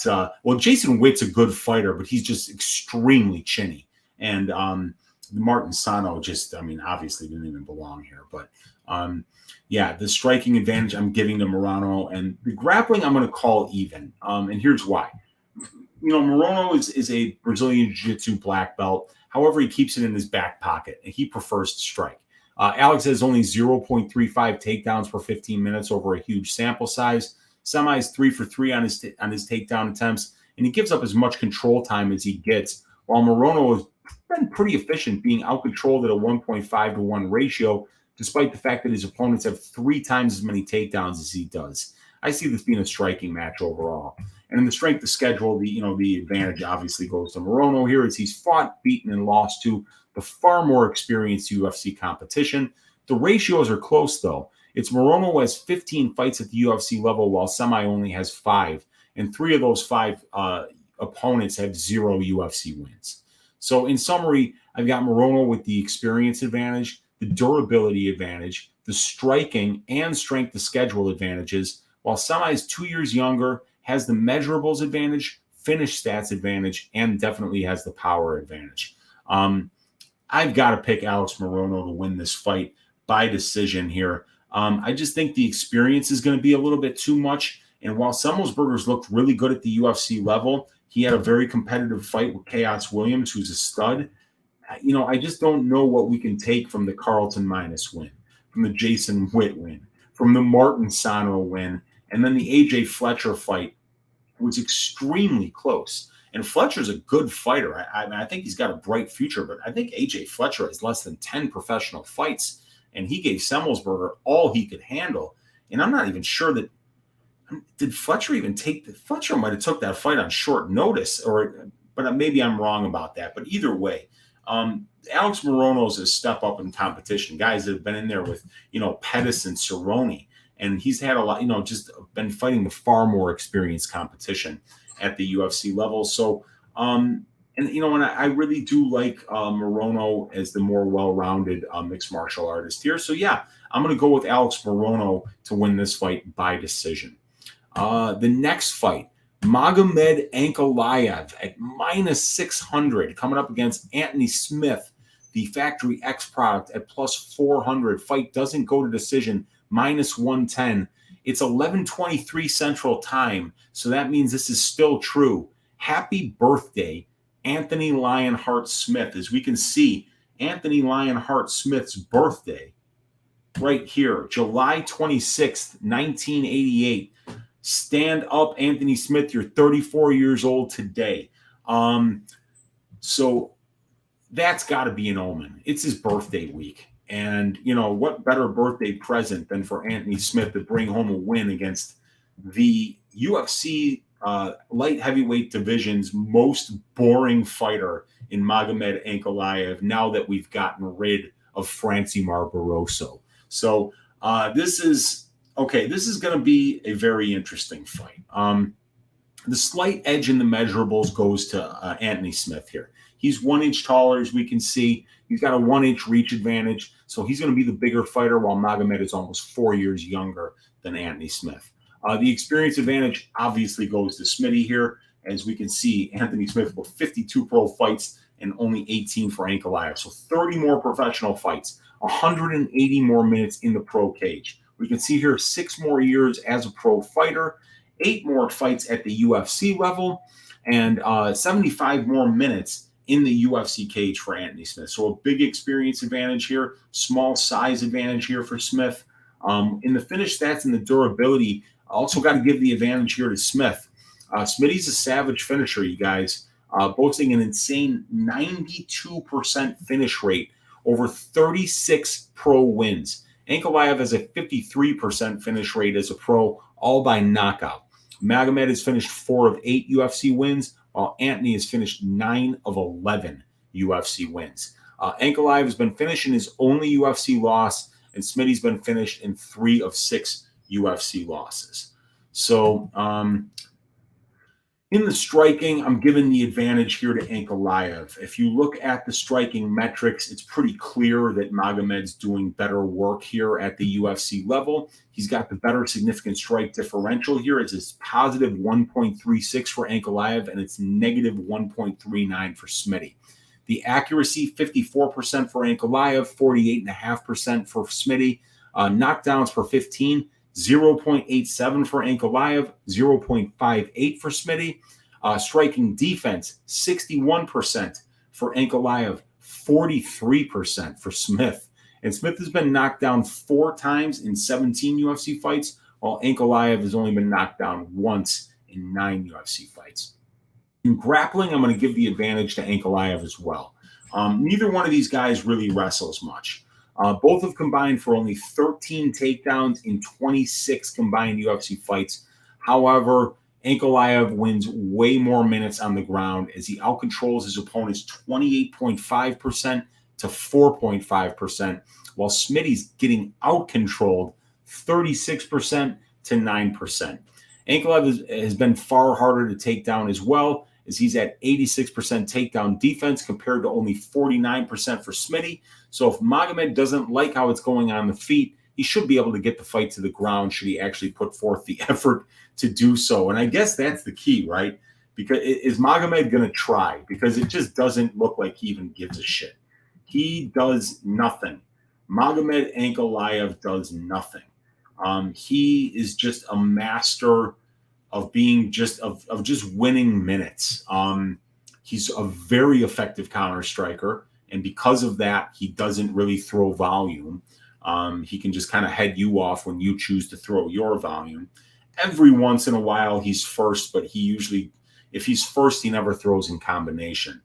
So it's going to be very interesting. I all the metrics favor Ankalaev in the most important areas, which is striking and grappling.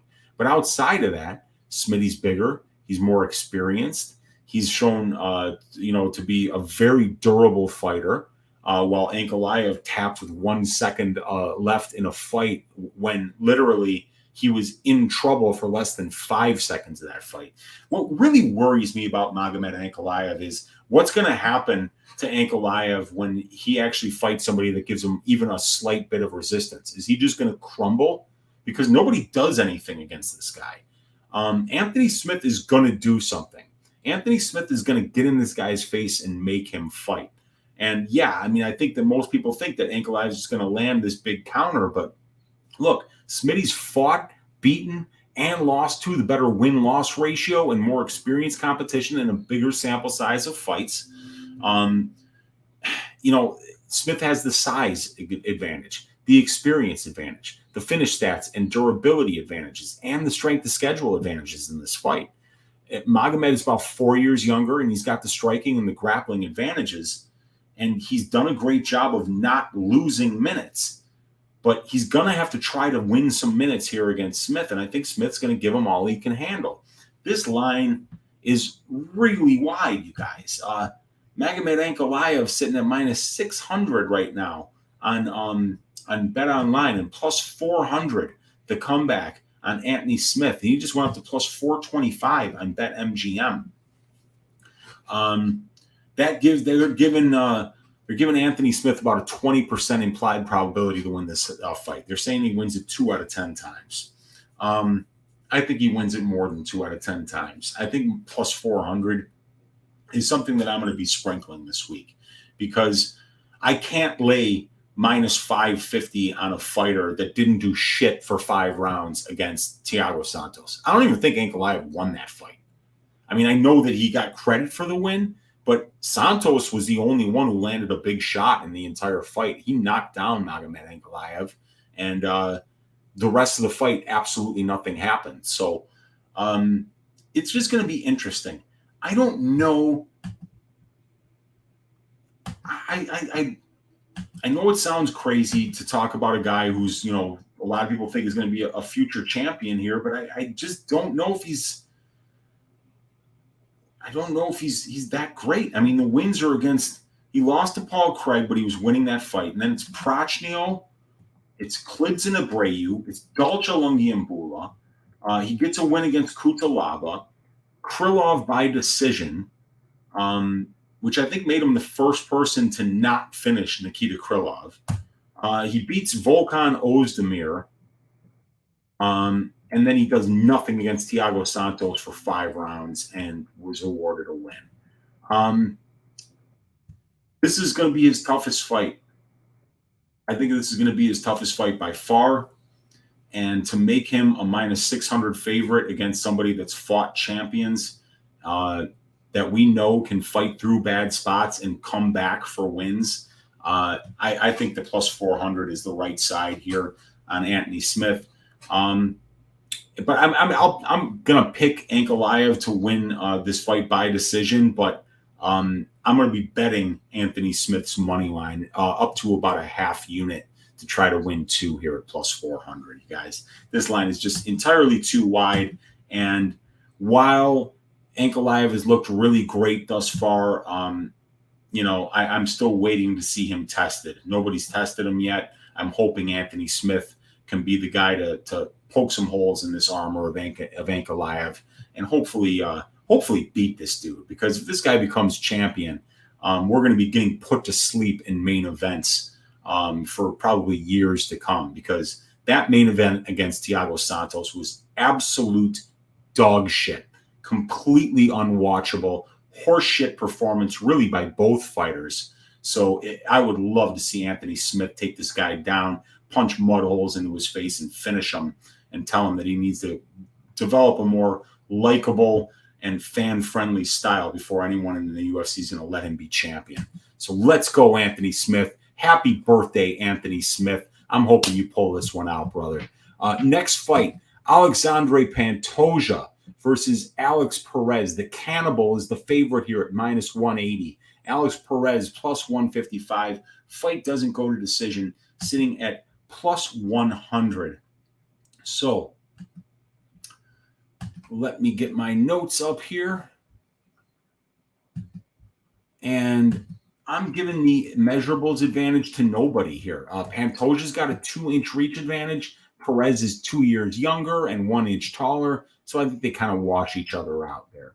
In the experience, definitely got to give the advantage to Pantoja here. Even though Perez has one more professional fight than Pantoja, it's Pantoja who has 73 more minutes in the pro cage, almost 4 more years as a pro, and 60 more minutes in the UFC cage and 2 more UFC level fights. And in the finish stats and the durability, also got to give the advantage to Pantoja here, as Pantoja has the better finish rate as a pro. It's 71% for Pantoja, 50% for Perez. And he's far more durable than Perez, having never been finished in 29 pro fights and 5 professional losses, while Perez has been finished 5 times as a pro in 30 pro fights. And those 5 losses by finish came with only 6 pro losses. So he's been finished in 5 of 6 pro losses. Alex has been finished in both of his UFC losses as well. So obviously Pantoja, the far more durable fighter here. And at the UFC level, it's been Perez who's been the better finisher thus far at 72% at the UFC level compared to 63% for Pantoja. Both guys are equal opportunity finishers as well, getting wins by knockout and submission. In the striking, I'm going to give the metrics advantage here to Alex Perez. Perez has the better UFC striking metrics. He's been the better significant strike differential here. As we see, it's 1.54 here for Perez, while it's 0.9 for Pantoja. Both of these guys have comparable accuracy here. Better power numbers for Alex Perez as he's landing a knockdown on 1.15% of the significant strikes that he's landed, while it's 0.6% for Pantoja. And we see he's getting twice as many knockdowns per 15 minutes as Alex Perez. Perez lands more significant strikes per minute, and he also absorbs less in comparison to Pantoja. Pantoja does have the 2-inch reach advantage, though. So that will come into play here. But the metrics are just better for Perez. Is he actually going to be better on the feet at distance than Pantoja? I think that's actually going to be close.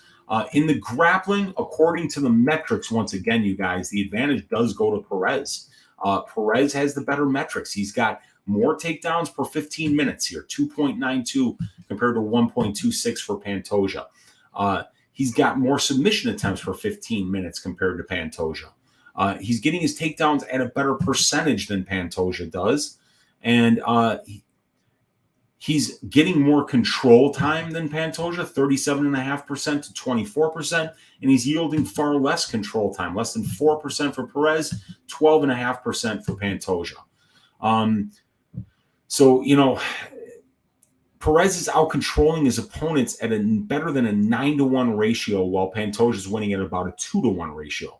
All that being said, though, Alexander Pantoja is a very talented submission grappler. So Perez is going to have to be very careful going to the ground with this guy.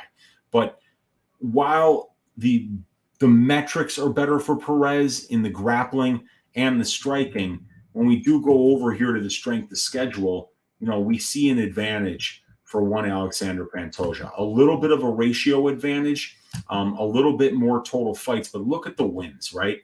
1.06 ratio in Alex Perez's wins. The average guy that Perez beats at the UFC level, 2.57 wins, 2.43 losses. While it's a 1.67 ratio for Pantoja and his wins, 7 total fights, 4.38 wins, 2.63 losses. So also, Perez has the better losses, but there's only 2 of them. 2.88 ratio to 2, 15.5 total fights to 9, but both of these guys obviously are losing to very good competition.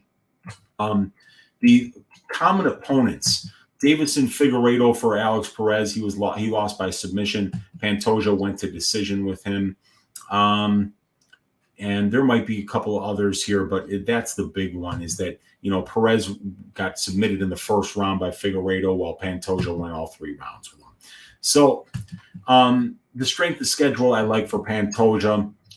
In summary, Pantoja has a 2-inch reach advantage. He's got the experience, finish stats, and durability, and submission grappling, and strength of schedule advantages. While Perez is 2 years younger, 1 inch taller, and he's got the better striking and grappling metrics overall. So the fact that Alexander Pantoja is incredibly durable and Alex Perez is not, is enough for me to lean Pantoja in this spot. Just fighting the better brand of competition, being more experienced, being around longer, being more active recently, as Alex Perez has had something like his last 7 fights canceled. So this is going to be a situation where we haven't seen this guy in a while, and we don't know what Perez is going to look like. There it is. Look at this, you guys. 1, 2, 3, 4, 5, 6 consecutive fights canceled, and 1, 2, 3, 9 out of his last 12 fights have been canceled. He's fought 3 times since the year 2020, and they were all in the year 2020. No fights in 2021, no fights yet in 2022. So, got to think that Pantoja is going to roll here. I'm going to pick Pantoja, and I'm going to pick him to win inside the distance because Alex Perez almost always loses inside the distance. So, got to go with Pantoja here. And I think at minus 170 or minus 180, he is a good bet. I think he wins this fight a lot more times than he doesn't. And I think that we gotta, it's a show me spot for Alex Perez. It's been almost 2 years since he's been in the cage, and we got to see what this dude has been doing. We got to see him make weight, and we got to see him try to look good against a really good, durable guy that's fought everybody in the division in Pantoja. The next fight, and we are down to the last 3 fights here. We've got Derrick the Black Beast Lewis going up against Sergei Pavlovich. This is going to be an absolute banger, and it's going to be a really difficult fight to break down because it kind of just comes down to who lands the big shot first.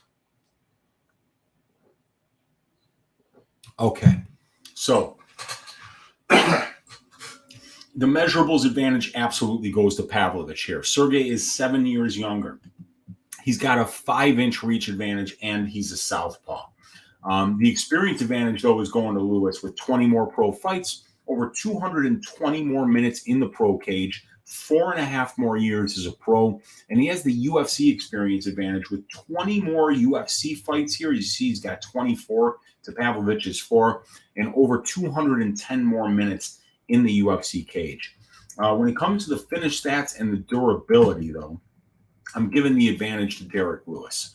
So Derrick Lewis holds the UFC record for most knockouts ever. He's got 13 wins by knockout at the UFC level. So I have to give him the finish stats advantage here. Lewis has a slightly better finish rate as a pro. It's 85% for Lewis and 26 wins, while it's 80% for Pavlovich. But Pavlovich has finished 100% of his 3 UFC wins by knockout, while Derrick Lewis is no slouch, finishing 76% of his 17 wins by KO. Neither guy is a picture of durability, though, as Lewis has been finished in 7 of 9 pro losses and in 100% of his 7 UFC losses, 6 times by knockout, 1 time by submission. And Pavlovich has been finished in his only pro loss. When it comes to the striking, I'm just going to call this even. I mean, I don't really know how you handicap this, right?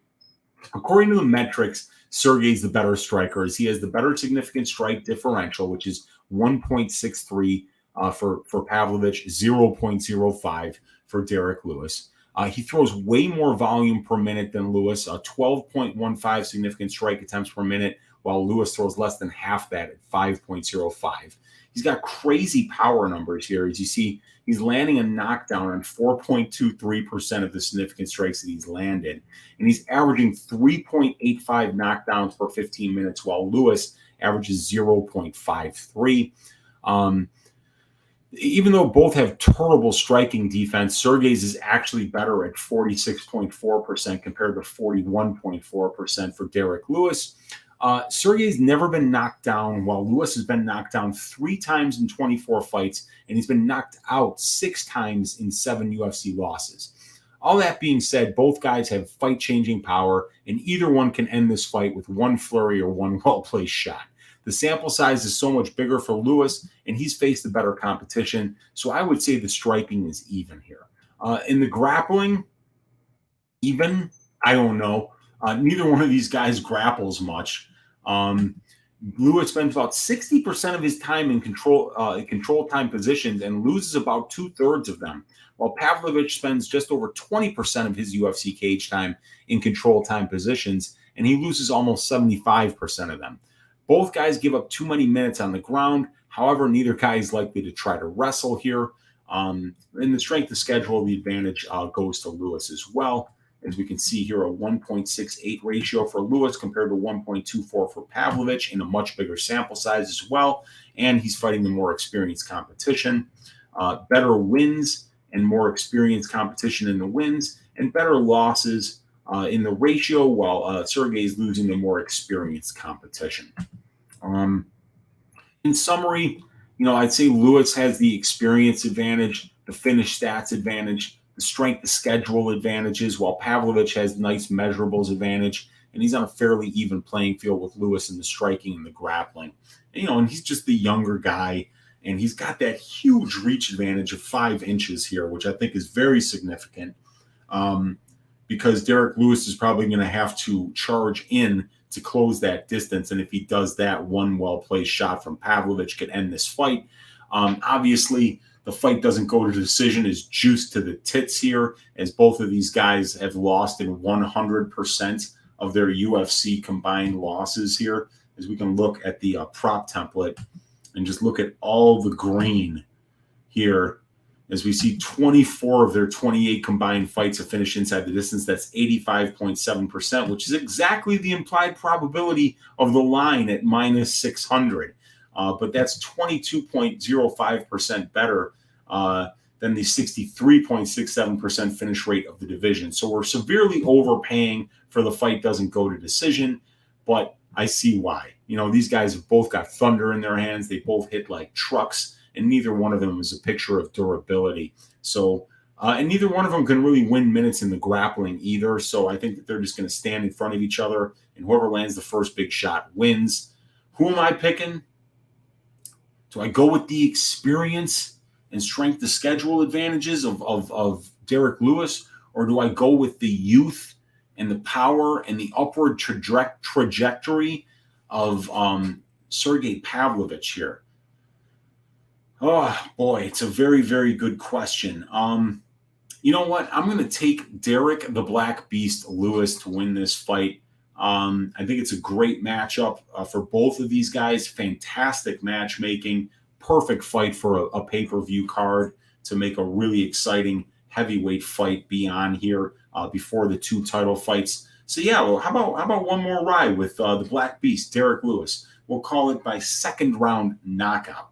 That brings us to the co-main event, and this is for the interim flyweight champion.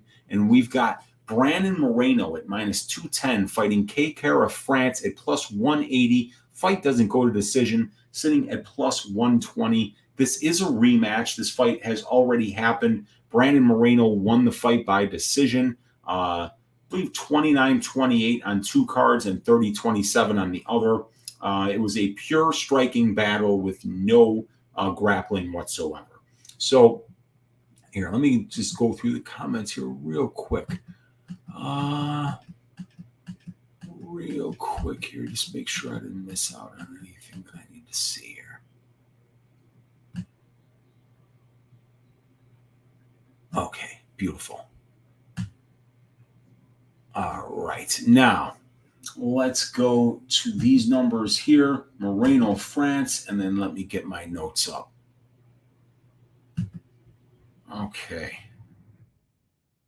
So in measurables, the advantage goes to Moreno here. He's 1 year younger. We see he's got 3 more inches of height, and he's got a 1-inch reach advantage here. In the experience, the advantage also goes to Brandon Moreno. Even though France has 7 more professional fights and almost 6 more months as a pro fighter, it's Moreno who's got about 25 more minutes in the cage, 3 more fights at the UFC level, and over 70 more minutes in the UFC cage. Plus, he's been champion and has been 5 rounds 3 different times at the UFC level, while Kai has never been scheduled for 5 rounds at the UFC level. When it comes to finish stats and durability, got to give the advantage to Moreno here. Moreno has better finish rates both as a pro. As we can see here, it's 74% for Moreno overall and 59% for K-Kara France. And in the UFC, Moreno's got a 57% finish rate, while France only has a 29% finish rate. Moreno finishes more by submission, and France definitely more by KO. France has been finished in 5 of his 9 pro losses, twice by knockout, 3 by submission, and in 1 of 2 UFC losses, while Moreno has never been finished in 27 pro fights due to his legendary durability. In the striking, I'm going to give the slight advantage to Kai Kara-France here. It's hard to give the advantage to either fighter. Moreno has the 1-inch reach advantage, has an almost identical striking accuracy. France does have the advantage, though, in several metrics, including power numbers. As we see, he's getting 0.86 knockdowns per 15 minutes compared to 0.25 for Moreno. We see that he's landing a knockdown on about 1.2% of the significant strikes that he lands, while for Moreno, it's less than 0.5%. We can see the striking differential here is better for France, as he lands 4.84, absorbs 3.74, so it's a positive 1.1 significant strike differential, while it's positive 0.25 for Brandon Moreno. And also the striking defense better for Kai Kara-France at 65% compared to 57.5% for Moreno. So I'm giving a slight advantage there to Kara-France simply because the metrics are better on the aggregate. In the grappling, though, I got to give the advantage to Moreno, as Moreno has more takedowns for 15 minutes than France. As we can see, he's got 1.84 compared to 0.43 for Kai. The submission attempts for 15 minutes, he's got 0.67 does Moreno, compared to France, who has 0 submission attempts in his entire UFC career. The control time numbers are better for Moreno here at 21% compared to 11.6.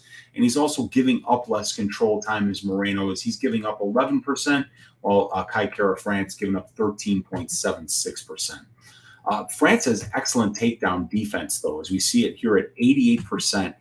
He's stuffed 22 of 25 takedown attempts compared to the 69% takedown defense that Moreno is showing thus far. France only has 3 takedown attempts in 9 UFC fights, though, so he's going to be very unlikely to grapple here. Or not, he's got 14 takedown attempts, but 3 takedowns. So, yeah, this is a guy who's getting his takedowns at less than a 22% clip, and he's averaging 0.43 takedowns per 15 minutes. So, Brandon Moreno, the far more willing wrestler, the far more efficient guy on the feet in terms of winning minutes, and the better submission grappler as well. And in the strength of schedule, I got to give the advantage to Brandon Moreno. I mean, Brandon has fought, beaten, and lost to the better win-loss ratio competition and more experienced competition in every place here. 10.86 total fights in the wins to 5.29 for France, and a much better ratio. And then both of these guys are losing the guys with a ratio over 2, but it's Moreno who's losing to the more experienced competition. So, in summary, Moreno has got the measurables advantage, the experience advantage, the finish stats and durability, grappling, and strength of schedule advantages here, whilst France has the slight striking and power advantages.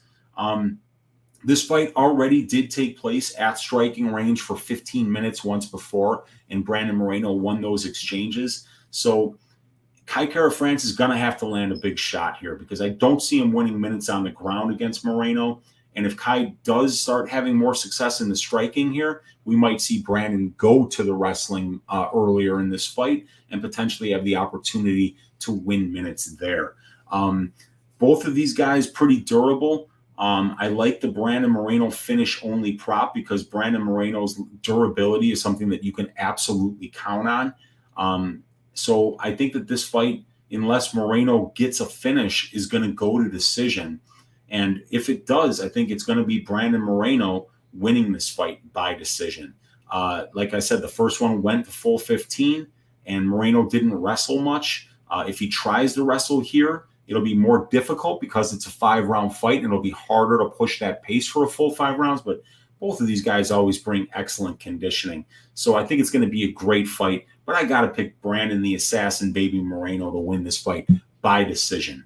Which brings us to the main event, the rematch. Juliana Pena versus Amanda Nunes 2. Juliana shocked the world in the first one, winning as a minus 900 favorite, losing as a minus 900 favorite to Amanda Nunes. And Juliana Pena after breaking her in the second round with a high striking pace, takes her down and chokes her out with no hooks in. So your champion is Juliana Pena, but even though she's champion, she's an underdog here at plus 245 to the GOAT, Amanda Nunes, at minus 285. The fight doesn't go to decision, sitting at minus 260. So if you want a really deep dive into this fight, in the description of this video, there is a link to the main event deep dive that DFS by the numbers and I did on the MMA Engine YouTube channel. You can also find the link in the description of this video to Stat Diggers, which we did Sunday night on Pub Sports Radio, and to the probability show that Brady and I did on the MMA Engine YouTube channel on Monday night. And you can also find the stats that we're looking at here for free. Download them for free. Use them to help you make your gambling decisions on UFC 277, courtesy of the pleasure man, Uncle Weezy.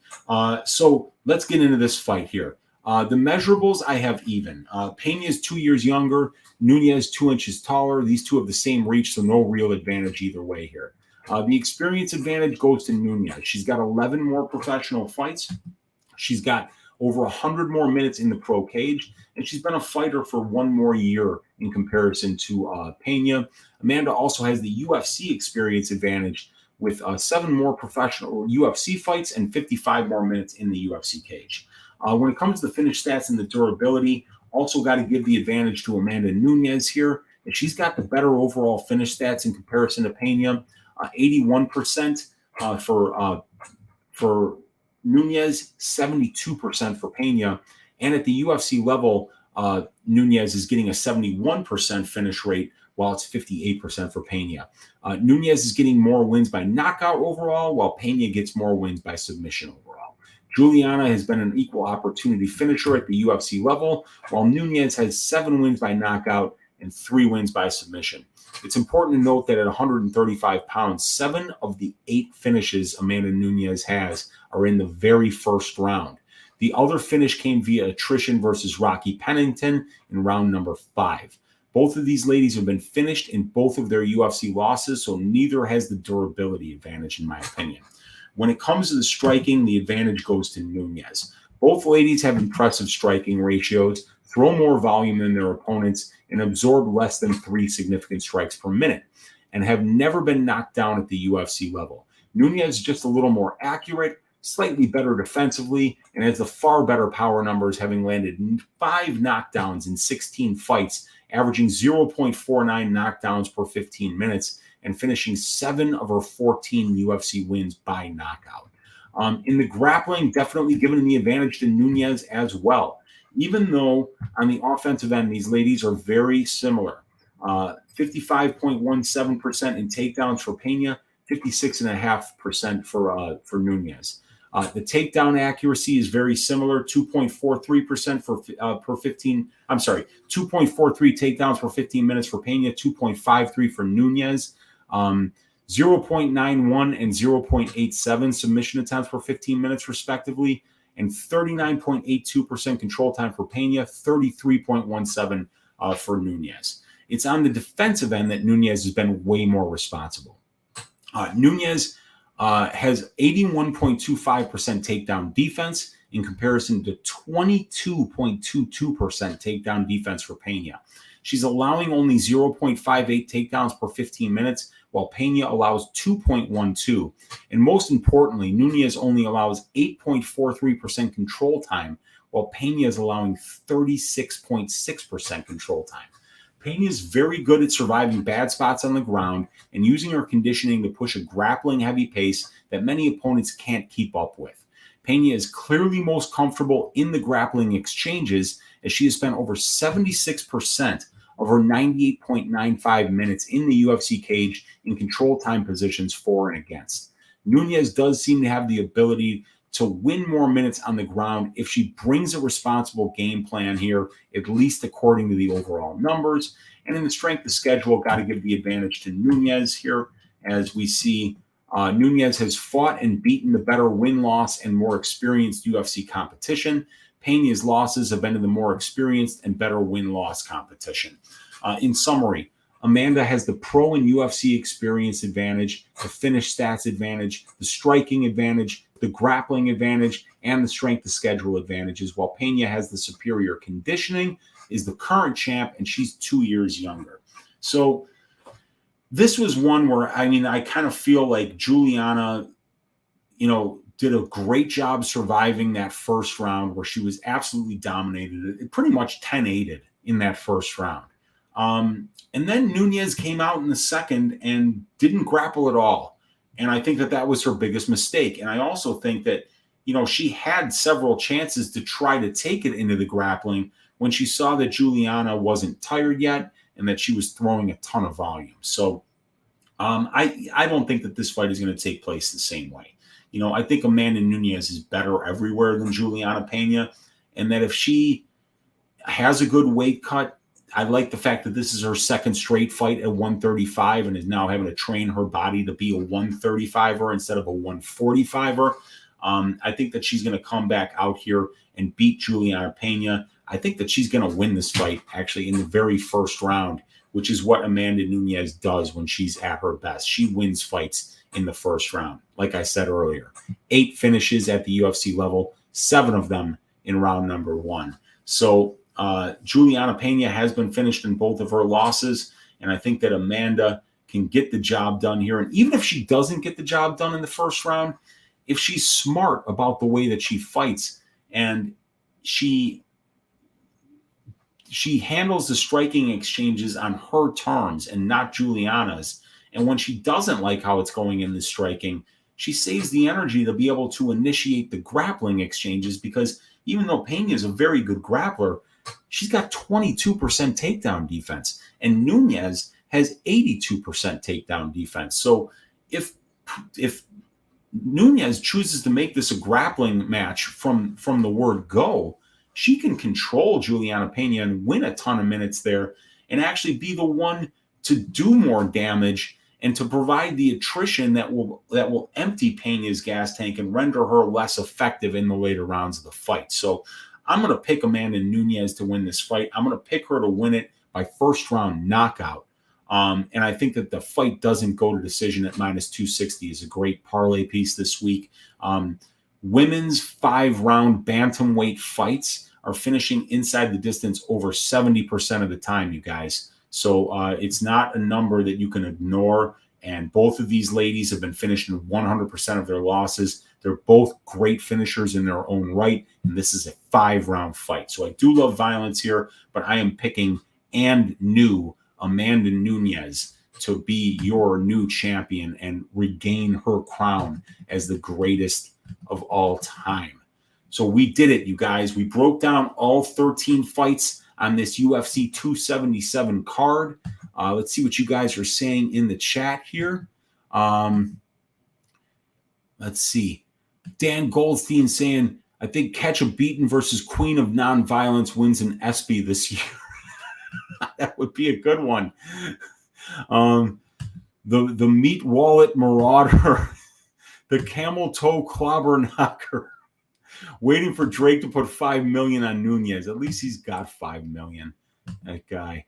Oh man. So you guys are the best. I appreciate each and every one of you guys for hanging out with me here on Tuesday night. Let's see. We got 77 of you guys hanging out live here with your Uncle Weezy. We're going to put up my tracked bets that I have thus far, and there are only 2. It's the Cosce Blood Diamond over 1.5 at -126 for 1.25 units. And I've also got Violence in the Ankalaev Smith fight. Fight doesn't go to decision, sitting at -120 for 1.8 units. The reason I did that is because I look at 3 numbers here, and they're all in the green, right? So for the fight doesn't go to decision at -120 for Ankalaev Smith, we can compare the fight doesn't go for 3-round fights to the implied probability of the line, and we're getting a 2.74% edge there. We can compare the 17 of 26 combined fights that have finished inside the distance for Smitty and Ankalaev at 65.4% to the implied probability of the 54.55% line, and see that we're getting a 10.8% break. And we see that these guys are finishing at 65.4%, which is 8.1% better than the divisional finish rate of 57.29%, 2.74% in the green, 8.1% in the green, 10.8% in the green. That is the trifecta. So we love violence for Smitty versus Ankalaev, and I think stylistically, the style that Anthony Smith brings will force Magomed Ankalaev to fight. And when Ankalaev is forced to fight, he's got great finishing power, and also so does Anthony Smith. He's got terrifying power in his strikes, and he's a great submission grappler. So I see this fight finishing inside the distance, and that is my biggest bet thus far. But I will be adding more bets as we see these props start to drop tomorrow and the next day. So I don't have a greasy 4-leg parlay for you guys this week. So that leaves us with the last order of business, you guys, and it is Uncle Weezy's ass shaving of the week. So obviously we did not do well last week. I don't know what happened to Mason Jones. I seriously have no idea still how he managed to lose that fight, but he did, and I managed to lose the ass shaving of the week. So we got to get it back this week, right? We've got to don't play that over. What are you talking about? I'm playing the under, son. I'm playing the under. So I am not definitely not playing the over in the Ankalaev Smith fight. No chance in hell. So who's going to shave ass this week, right? We've got some big favorites on this card. I mean, Nunes is a big favorite. Moreno is a big favorite. You know, somebody's going to get their ass shaved in Louis Pavlovich, but it's kind of like a coin toss. Pantoja Perez, Ankalaev Smith, Morono Semelsberger, Dober Alves, Mays Abdelwahab, Klose Garcia, Morales Fugitt is too wide. Kim Edwards, no chance. Negumereanu Poteria, too close. Cosce Diamond, too much missing information. I would have made it Amanda the Lioness Nunes, but I promised myself that I would stop making women Uncle Weezy's ass shaving of the week because the variance in these fights is too high. Even though I'm very confident in Amanda Nunes this week, I can't pick her to shave ass because she's a woman. So my second best pick this week is not Brandon Moreno, even though I think he wins, because I think that that's going to be a very close fight. Very close fight. Uncle Weezy's ass shaving of the week this week is going to be Don'Tale Mayes to shave the ass of one Hamdy Abdelwahab. I have to find out. I think that this guy's a fraud. I think he's a fraud. I think he's got good wrestling. I think he's got power in his hands, but against the competition that we've seen him fight, there is absolutely no indication whatsoever to suggest that this guy is even close to being UFC level at this point. Don'Tale Mayes has proven that he's UFC level at this point. He's a true heavyweight with the size and the frame to fit this division beautifully. He's finished 3 of his 4 wins inside the distance. Abdelwahab, much smaller, taking this fight on short notice and has no idea what it's like to fight somebody the size, stature, and skill set of one Don'Tale Mayes. This line is running away like crazy for a reason, and I believe that Don'Tale Mayes is going to bring the razor and shaving cream into the cage on Saturday and make his Uncle Weezy proud by shaving the ass of Hamdy Abdelwahab. We did it, you guys. 2 hours and 3 minutes. Around 80 of you guys hanging out live in here with me on a Tuesday night. Thank each and every one of you guys for hanging out. God bless each and every one of you guys for hanging out with your Uncle Weezy, and I appreciate you all. Let's stack cash tickets like flapjacks for UFC 277. I will be back here tomorrow night.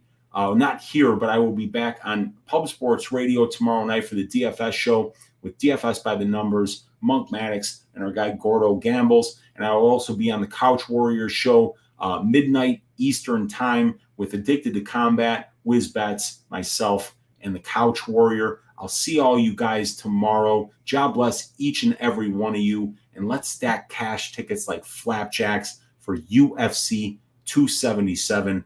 Good night, everybody.